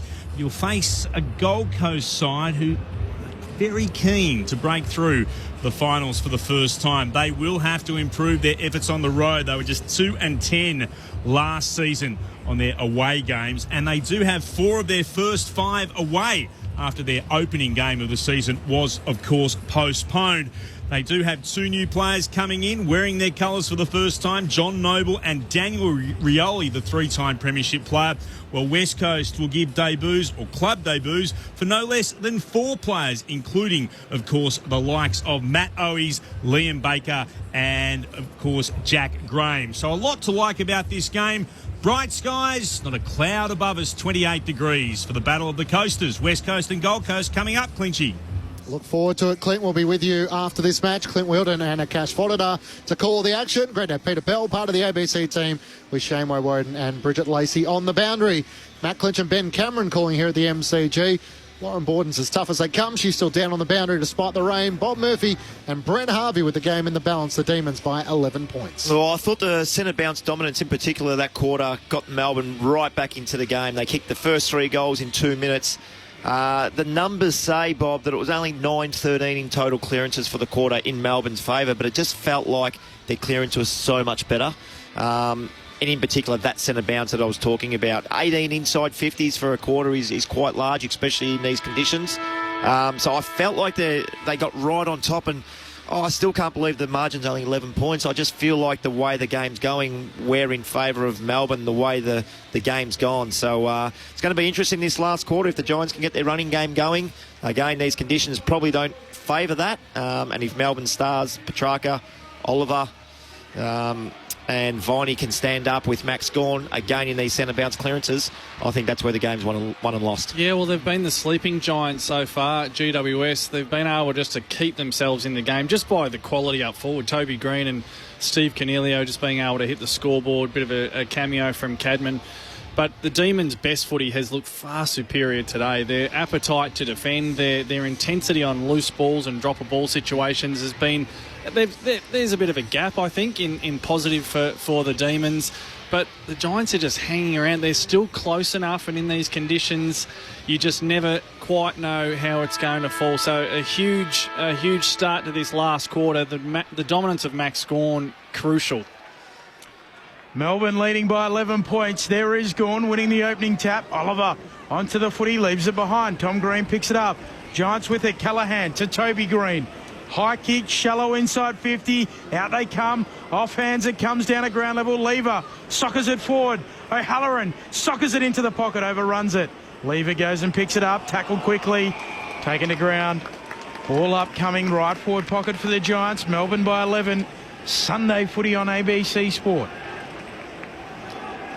Who will strike first in this final term? Thrown up, Gawn. Sharks it towards the boundary line against Keefe, and it rolls out in front of Callaghan and also Langford.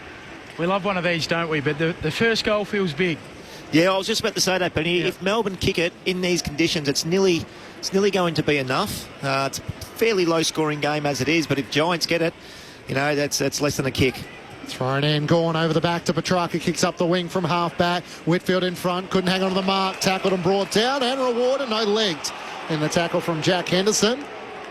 A little unlucky given the greasy conditions. The tackle just slipped down. Not sure about that. Cut it at waist height at least. Whitfield kicks into the pocket, it clears Toby Green. At the back, Rivers gathers, kicks it around his body. Henderson's going to have another go here as he flies in front of Whitfield. Spills to Bedford. Great hand pass as you heard. Tom Green off the outside of the boot. That's a classy finish.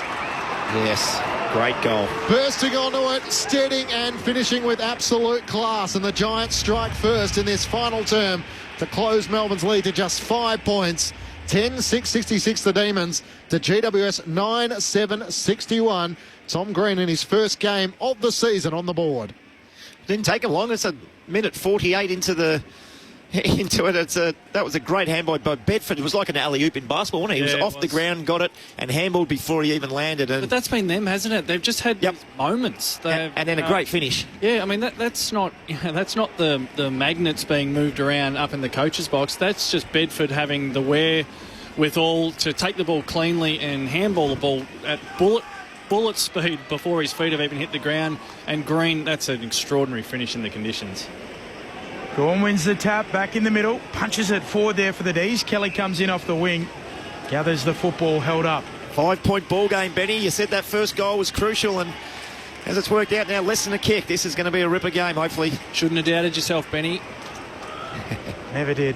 AFL Games record holder Brent Harvey and former Dogs captain Bob Murphy with you on ABC Sport. Callaghan gets a handball away. Out towards the wing, Jones soccers it on. Nice pick up, Capman. Half forward, handball to Toby Green. Cuts a swathe through them. Loses it though. Has to get a handball away. O'Halloran runs an arc. Kicks to full forward. Brown is down there. Drops the chest mark. Gathers it again. Off to Kelly. Left foot snap. Can't bend it back enough. Or even close to enough, out of bounds on the full. That was the pick up from Cadman. That was beautiful, wasn't it? Bob Murphy's got 3 jackets on now. He just put another one on.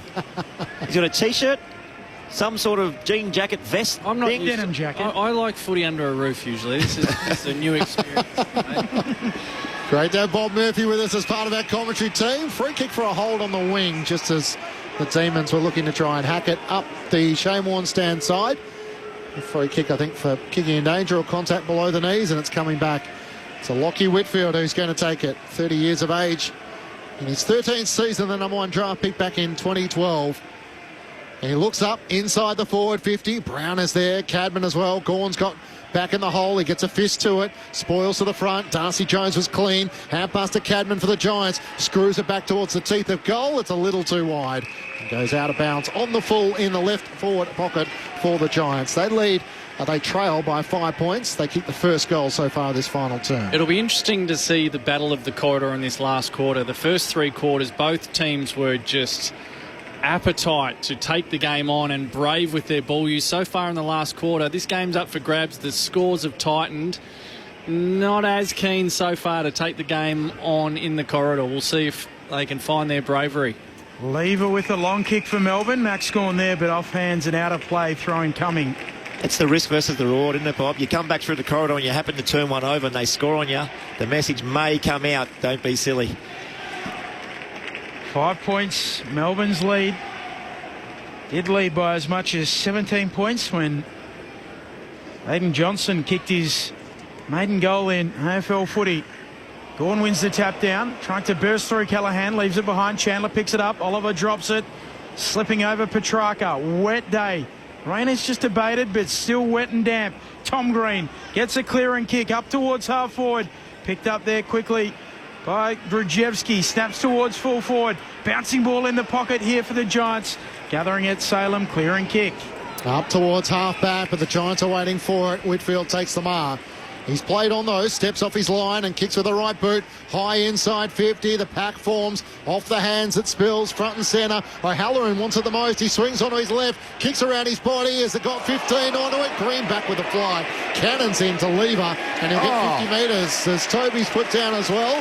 Harrison Petty didn't like the attention. He's allowed to compete on this ball, isn't he? Was that late? Was that a bit late, Bob?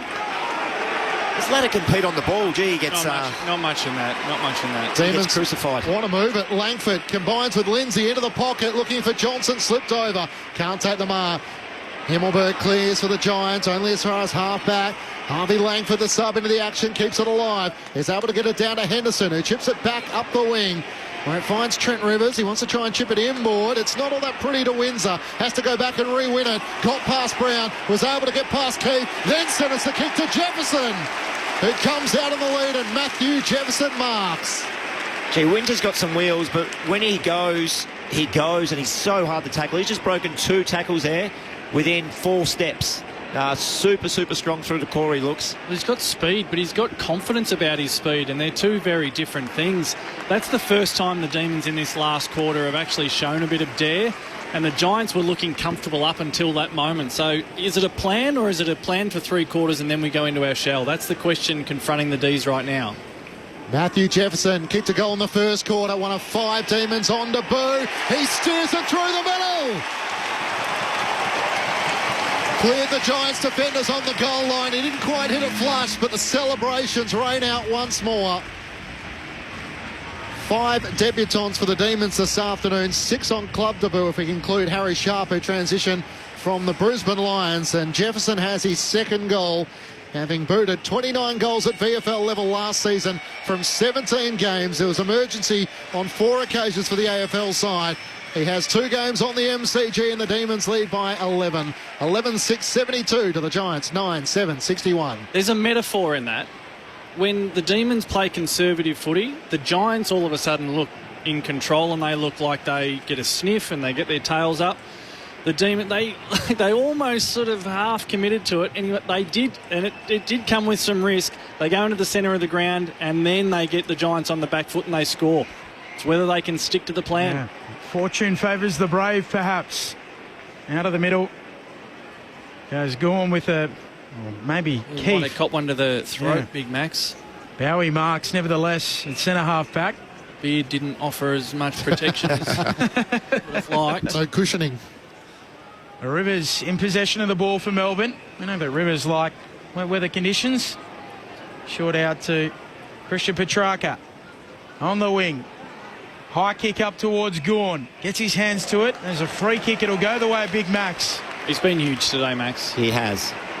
Melbourne lead it by 11 points. 8.5 into the 4th. Sunday footy on ABC Sport. Max Gawn chips it in the direction of Van Rooyen. Goes up, doesn't mark. Lindsay coming through. Petrarca too. Toby Green there picks it up for the team in orange. Off to Tom Green. Whacks it long. Looking for a marker at half forward. Capman takes it. They stream forward. Darcy Jones into the pocket. He decides to get the hand pass away to Callaghan on the run from 55. It's offline to the left and a minus score as Harrison Petty was racing back. The Demons by 10 points. He might have let him off the hook there, Finn Callaghan. Yes. Saw the goals and his eyes lit up, and he's got talent and he's got a leg on him, but he had options in the forward. At the top of the goal square there, Bob. There was someone sitting there. I'm not sure who it was now, but he put his hands up to say, hey, don't worry about that. Kick it to me. Yeah, young Darcy Jones. Yeah, had the arms out. Have been the one. Rivers sends it up to the wing for Melbourne. Cabman follows up his own work at ground level. Gets a handball away towards Taylor, but the D's have the numbers. Oliver might have thrown it. Umpire lets them go. Quick kick coming from Langford. Up to half forward, bouncing ball. Himmelberg wants it, keeps it in front. Does well, then gets it back from Buckley. Giants back the other way. Straight to Callaghan. Tackled by Oliver. Himmelberg follows up. Hooks a kick to half forward. Whistle. Free kick coming back, or downfield in fact. So the Giants with the ball. Half forward flank, Toby Green, no. Has to come back and go to Cabman. Gives it to Toby Green. Who goes for distance. It's trying to work back right to left and just hits the goalpost. If anyone could, Toby could, and he almost pulled off a miraculous goal given the wet conditions. The rain has stopped. Melbourne by 9 points. Well, something that's evident to me in this last quarter is the Giants are going to try and win. They are putting all their chips on the table for this last quarter. The question has to go to the Demons. Are you going to try and win this game, Melbourne, or are you going to try and hang on for dear life because it's a long way out from the finish? Salem brings the D's back into play, hugs the boundary line looking for Max Gawn. He and Taylor collide and it goes out of play. Yeah, being 9 points, you're probably a little bit too far out. They had another goal up their sleeve, maybe, Bob, they could slow things down, but I think they've probably got to score again to really put this game away. Inside 50's 9-3, the way of the Giants. Both sides have kicked a goal. I've seen teams get on runs in this match so far. Gawn follows up his ruck work and lays a big tackle. Locks up Toby Bedford. And the umpire will ball it up at right half forward for the Giants on the member side. Gawn slipped over. Petrarca tries to knock it out. Spilled back to Gawn. Off hands to Tom Green. Sends the Giants into the pocket. Cadman had it spoiled away from him by Tom McDonald. And it goes out of play. 35 metres around from the Giants' goal. Melbourne 11-6-72, leading the Giants 9-9-63. 12 minutes gone. Final term Sunday afternoon footy on ABC Sport. Umpire unfurls. Keefe and Gawn. Gawn wins it down. Toby Green sharks it. His snap will go towards the opposite pocket. Bouncing ball.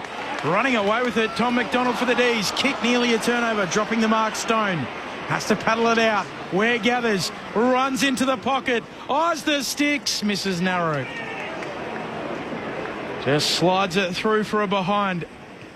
Melbourne lead by 8 points. 12 minutes played in the fourth. Sunday footy, ABC Sport. Round one action from the MCG. Behinds to Ware, Green and Callaghan in the last few minutes. The clearing kick for the Demons by Rivers. It works up towards half-back. Although the kick inboard left a bit to be done by Langford. It might get there though. Clears everyone. Fridge gathers at half-forward. Hand pass to Petrarca. Arches the back. Hand pass inboard to Viney. Jams it on the boot. It's offline to the left and out of bounds on the full. The D's tried to run the gauntlet but just couldn't quite control the kick, Jack Viney.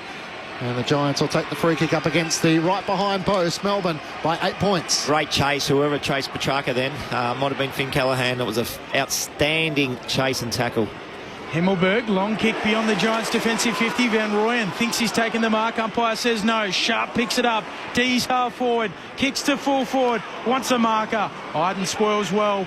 Finn Callaghan picks it up. The Giants away. Kelly kicks up the middle. Looking for a target down there in the sub. Grudjewski can't gather the half volley. Tom McDonald comes in for Melbourne, middle of the ground. Great pick up, Oliver, to the burst of Windsor. Kicks towards a vacant full forward. And the ball skids on out of play. Throw in coming, left forward pocket for the D's. They lead it by 8 points still. 13 and a half into the fourth. Sorry, Bob. There is opportunities out there. If you can get your hands on the ball and win those contests, a bit like dropping a pebble in a pond. If you can be where the pebble is, by the time those ripples get out and about, you have got space and options to score. Demons deep in attack. At the punt road end, Gawn tries to knock it down, but Toby Green, red at best, kicks up towards half-back. Awkward bouncing ball for Cadman. Salem gathers for Melbourne. Kicks out towards Sharp. Did he have the arms chopped by Iden? Umpire says no. Throw it in at left half forward for the D's. I like the pebble analogy. I haven't heard it, but I might use it. I thought I was reading leaves of grass rather than at the football. If you can get those ripples, they turn into waves by the time you get inside 50. Boundary up by Ian Burrows, throws it back into play, clears the two ruckman. Toby Green tries to get it forward. It's volleyed forward by the Demons through Sparrow. Bounces off a few hands, and Ash for the Giants works it back to Iden. Decides to switch play to Himmelberg. He takes the mark. He's 40 metres out from his defensive goal. Out to the Shane Warne stand side. Bedford at Bowie. Bedford brought it down, needed support through Ware, tries to work it back to Stone. Good pressure from Bowie, lays another tackle. 3 efforts on the wing and sees the ball out of play. The Demons fans were out of their chair. They were screaming ball. Well called, Clinchy. That was sensational by Bowie then. That was one, as you said, the third effort was probably the best. He held on to the tackle when he was getting slung around. Fantastic. Johnson and Brown in the ruck. Neither touch it. It comes back to Johnson. Floats it inside 50 with a kick for Melbourne. No one can mark it. Ricochets back outside the arc. Picked up by Henderson. Off to Chandler. Centering ball to full forward. Wants a mark down there. Iden clatters into Taylor. Picking it up is Ward. Goes back to Iden on the last line for the Giants. Off to Callaghan. Off to Kelly. Back to Callaghan. Showing his burst. Switching kick, a good one. O'Halloran right half back for the Giants. He looks up. Cadman has space on the wing. Petty was willing to concede it. Cadman plays on, touches the ball on the turf. Lever comes racing at him. Clever chip kick to Toby Green. Streams through 50. Sums up the options. Goes himself and finishes. Toby Green with his third. The Giants captain leading from the front. And the margin is back to 2 points the Demons' way. Melbourne 11-6-72 to the Giants 10-10-70. GWS with 2 goals, 3 to Melbourne's 1 in this final term. Bob Murphy and Brent Harvey. I think the sleeping Giants have woken up. Yes. I think they've had enough of this rot that the Demons, who had the run of play for 3/4 of this game, they've come out in this last quarter and they've decided, you know what, we're not going to go down in a safe mode. We're going to try and scratch out a close loss. We are going to try and win this game. We see ourselves as one of the best teams in the competition, and I'm not sure if the Demons have a similar attitude. I think the Demons thought they'd maybe done enough, and they're on the back foot and they're really being challenged, and they've lost their dare. Well, the Giants are now owning the corridor and they're owning the contest and they're owning the scoreboard at the moment. Game protection mode maybe for the D's, and the Giants have come at them. Brown in the ruck, wins it at ground level. Off to Tom Green. Tumble punt inside 50. Strong mark. Good mark. Back there at fullback, Tom McDonald for the D's. Late inclusion, Stephen Mayer laid out with a fractured larynx. Doesn't sound like much fun. Kicks up towards Van Rooyen, leading up, one hand to it. Out of play. Throwing coming, half forward flank for the Giants. Melbourne by 2 points. 17 minutes and change into the fourth. In the box, Stephen May with Jake Melcham. Can you talk with a fractured larynx? Is that what? You'll have to ask Rick Disnick. Yes. I think that's what Darren Lockyer had. Yes. And he never got it fixed for a period of time. And got himself a bit of a husk. From the shallow throw in, Aidan Johnson was caught from behind on debut, gave away a free kick to Callum Brown, holding the jumper. The Irishman kicks the Giants inside 50. Cadman presents, he's in there in the pack. Krajewski was there as well, and Bowie is locked up by Toby Green, only 35 metres out from the Giants' goal at the city end of the MCG. Melbourne clinging on to a 2-point lead at the 18-minute mark of the final term. Forward 50 stoppage for the Giants. Brown takes it out of the ruck, gets a handball away, but onto it. Langdon there for the D's. High rush kick into the middle of the ground. No one marks. Whitfield goes at ground level, knocks it out. Tom Green for GWS. Nice handball to Ware. Back to Whitfield for a little run. Left foot kick, wide out, looking for Cabman. Can't run it in. Tumbles out, throw in. Half forward flank for GWS, attacking the city end. They trail by 2. Every play, every contest now with With just on 8 minutes to go, is very, very crucial. Every missed kick, every inside 50, every drop mark, everything gets magnified with 8 minutes to go. Brent Harvey with you on ABC Sport. Thrown in, Callum Brown in front of Johnson, wins down the tap. Trying to link up in the end with Tom Green. Couldn't get a clean run at it. Sliding in is Kelly, and he has the footy locked to the chest of Jack Henderson. 25-year-old who got the last spot on the Demons list, picked up at the SSP after training with the West Coast Eagles for a week. One of those other players who have come from Werribee at VFL Premiership. Jack Viney into the middle of the ground, looking for Bailey Fritsch. Couldn't take the mark. Langford gives it back to Fritsch. Kicks out laterally to left half forward. Foot races on. Trying to get there first as Lindsay taps it to his own advantage. Made it work. Jags the kick back inside 50. Who's there for Melbourne? They have plenty of loose in defence, the Giants. And in the end, Whitfield has to lay a big tackle. Locks the ball up just as Harry Sharp was looming dangerous for the Demons. 35 metres out from the Demons goal at the punt road end. Melbourne by 2 points. Can Melbourne find another one? Johnson and Brown both with hands on it. Falls to the feet. Kelly ripped away from him. Van Rooyen gets rid of it to Sparrow. Kick smothered. Back into the congestion it goes. In they dive. Langford over the top of it. The debutant. Petrarca goes in. He stands up in the tackle. Umpire wants it. Stevic comes in.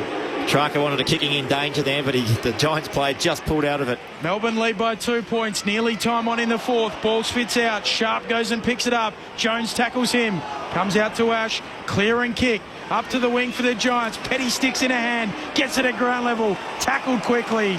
Grudziewski's onto him. Ball up right on the centre line inside the centre square. Sunday footy on ABC Sport. And a close finish. Crowd posted at 23,278 in for a wet Sunday afternoon at the footy. Johnson and Brown. Johnson followed up with a dangerous tackle. There's a stark difference here in body language, just to my eye. I know it's subjective, but the Giants have this optimistic, we are on the move here. The Demons look shy. Yep. Body language is not good for the Demons. They're sort of just trying to hang on at this time. I would agree totally with you, Bob, then. It's a great call. 14-9, the inside 50s in this final term. The Giants' way. Brown's long kick inside 50. Clears everyone at the back of the pack. In the end, Leak runs out of room. And it goes out of play for a boundary throw-in. Melbourne 11-6-72. The Giants 10-10-70. 21 minutes gone, final term. Boomer Harvey, Bob Murphy, who wins? Oh, I like what Bob just said. I think if Giants are lucky enough to get in front in the next 7 minutes, they win the game. Brown works to the front, palms it boundary side out after it. Tom Green, forward pocket here for the Giants to Canelio.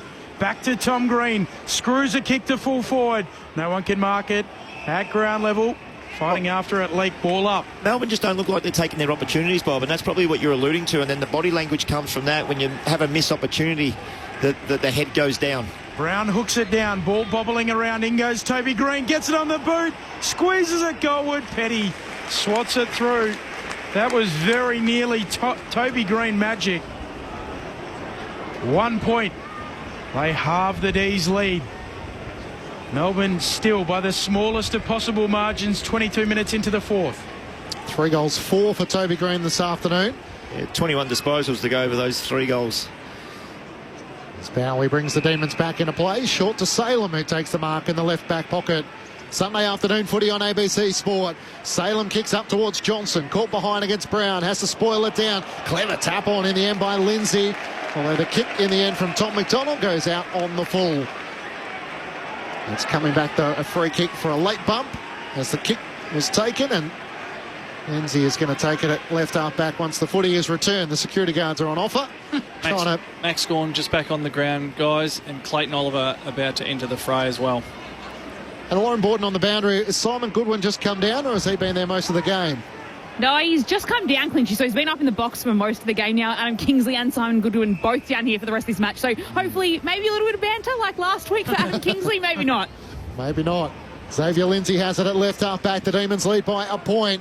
He kicks along the members' wing. Gawn back onto the ground, worked underneath it. Brown and Himmelberg make the spoil. Rivers trying to get a boot to it, couldn't do so. Oliver with the hand pass to Viney, to Petrarca, straight up in the air. Have a go at that. Johnson and Himmelberg. Himmelberg got up high to make a spoil. Sparrow fires a hand pass forward to Fritsch. They're on here. Clearing kick over the head of Van Rooyen. Dropping the mark with Stone. Under pressure, he heaps his feet, although he slipped at the last moment. Van Rooyen comes running at him. Hand pass to Taylor. Kicks up towards Ash. Through everyone's fingertips. Himmelberg as well. Oliver gathers. He's tackled by Buckley. Desperation from both sides. Melbourne holding on to a 1-point lead. 24 minutes gone, final term. We have our first draw of the year. Ooh. Oh, Brent, you've gone early. Umpire puts it aloft. Half forward flank for the D's. 24 minutes into the fourth. They lead it by a point. Viney spins out, gets a kick away. Gawn claims the mark. Umpire says no. Half volley. He's not happy. Umpire Matthew Young comes in and says a little bit of turf involved. Up it goes on the attacking 50 for the D's. Gawn wins it down. Free kick. Mark right on 50. Well, I've seen this before, Bob. He's pointed again. He's done the Babe Ruth again. He's pointed again. Which is almost certain that means Max is not having a shot. No, I think he has a shot on this one. He's got this big arc. When he's having a shot for a long one, he's got this massive right arc. Runs out. Umpire will call play on. I've seen this before. It's a day for Noah's Ark. The Giants are well set up. Slow trudge in for Gawn. Arcs out. Flushes it. It'll go right to the line and off hands. Through for a minor score. They'll want the corridor, the Giants. Let's see if the Demons can clog it up. Melbourne by 2 points. 25 gone in the fourth. Whitfield wastes no time. Brings it quickly back into Ash, who marks in the left back pocket. 25 minutes gone, final term. Melbourne by 2 points. Makes it short to Cal Ward, who takes the mark.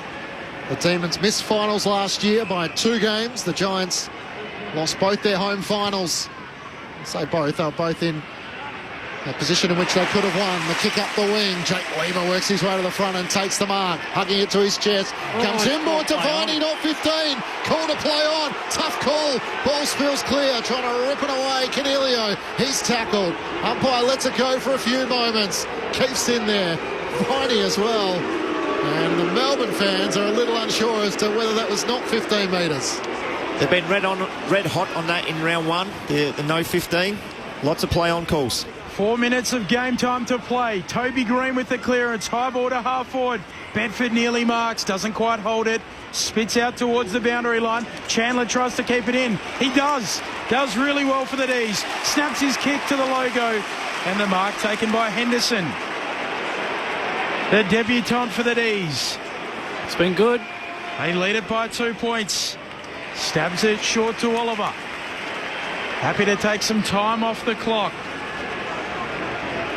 The experience of Clary. He'll set it up inside 50. Up goes Johnson, doesn't quite pull down the mark. And now the Giants through Callaghan. They'll look to go up the middle. Gets the hand pass away to Stone, arches the back, Petrarca off his chase, takes the bounce, good's a good 15 metres, kicks up towards O'Halloran, Tom McDonald. Been fantastic. Big game from McDonald today.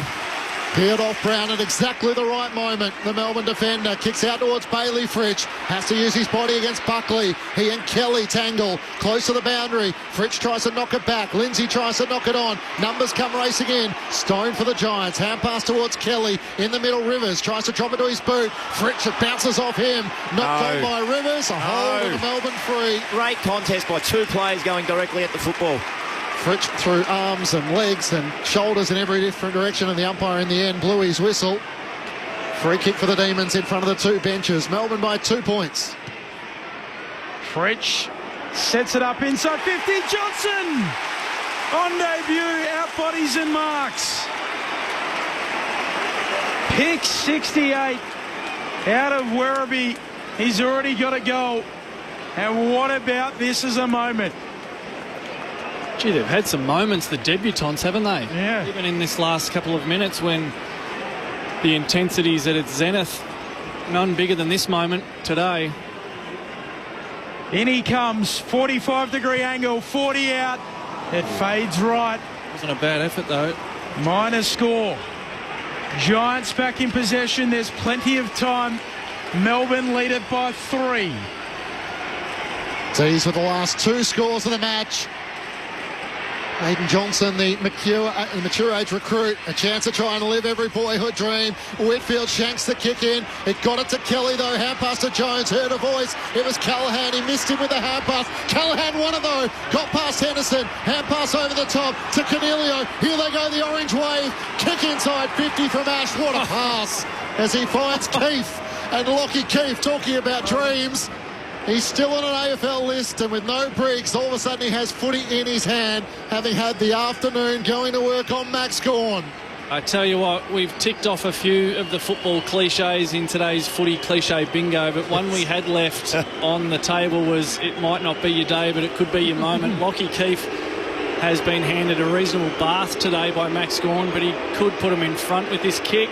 Melbourne fans with their head in their hands as Lockie Keith comes in, stone cold, and delivers from 45 metres out to the left, and the Giants are in front for the first time in the final term. The Orange Tsunami hits the MCG, and the Giants lead by 3 points. 3 goals, 4 in the final term to the Demons, 1-2. The Giants 11-11-77 to Melbourne 11-8-74, and Lockie Keith, who's gone the full journey, kicks a crucial 4th quarter goal. Don't tell me that footy doesn't have a sick sense of humour, Boomer. Lockie Keith has been absolutely pants today by Max Gawn in all facets of the game. He's tried valiantly, as he always does, but he snuck forward. Finn Callaghan with an extraordinary effort in the middle of the ground, sliding on his knees, gathers the loose ball and is able to handle left hand on the outside of the body. Just, you shouldn't be able to do those sorts of things. Well, we speak about the corridor. Young Jones got the football, had no idea what was going on, and just handballed the ball over his head, and that's where Callaghan come into it.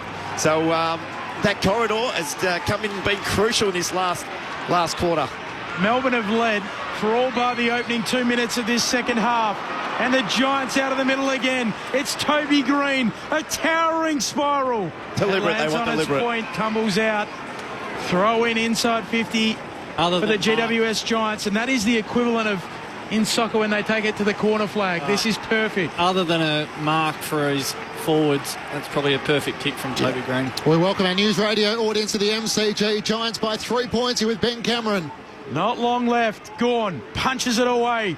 Out after it quickly as Langdon leaves it behind, picking it up Ash, off to Tom Green, snaps inside 50, up goes Lever, ball spills down, Rivers gets rid of it, coming through Darcy Jones, going in Salem, somehow gets a kick away, Clayton Oliver feeds it out, and Windsor runs away with it. He takes a bounce, time against them now, gets a hand pass forward, and types against the boundary. Henderson is tackled. The Giants regather. Cornelio kicks up to half forward. On the bounce, Tom Green gathers, swings onto his right from 52, goes for home, getting back Tom McDonald. He takes the chest mark. A giant upset in the final term as the Orange Tsunami comes steaming home. Lockie Keith's winner in the final minute, as the Giants prevail by 3 points over the Demons. From the west of the town, it's the sound of the mighty Giants. Feel the ground is shaking, the other teams are quaking in their boots before the Giants. We take the longest strides and the highest leap. We're stronger than the rest. We're the greater Western Sydney Giants. We're the biggest and the best. Until the end, we're greater than the rest. The Giants led by 5 points at quarter time, by 6 points at half time. The Demons led from that point onwards by 11 points at 3/4 time. And in the final term, the Giants were able to come flying home and kicked 3 goals forward to the Demons, 1-2 in the final term.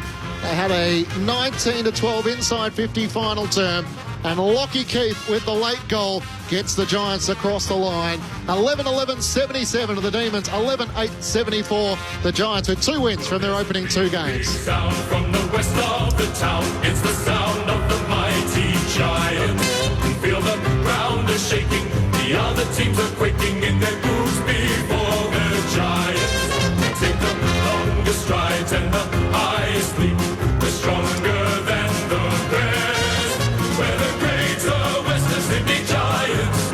We're the biggest and the best. And we will never surrender. We'll fight until the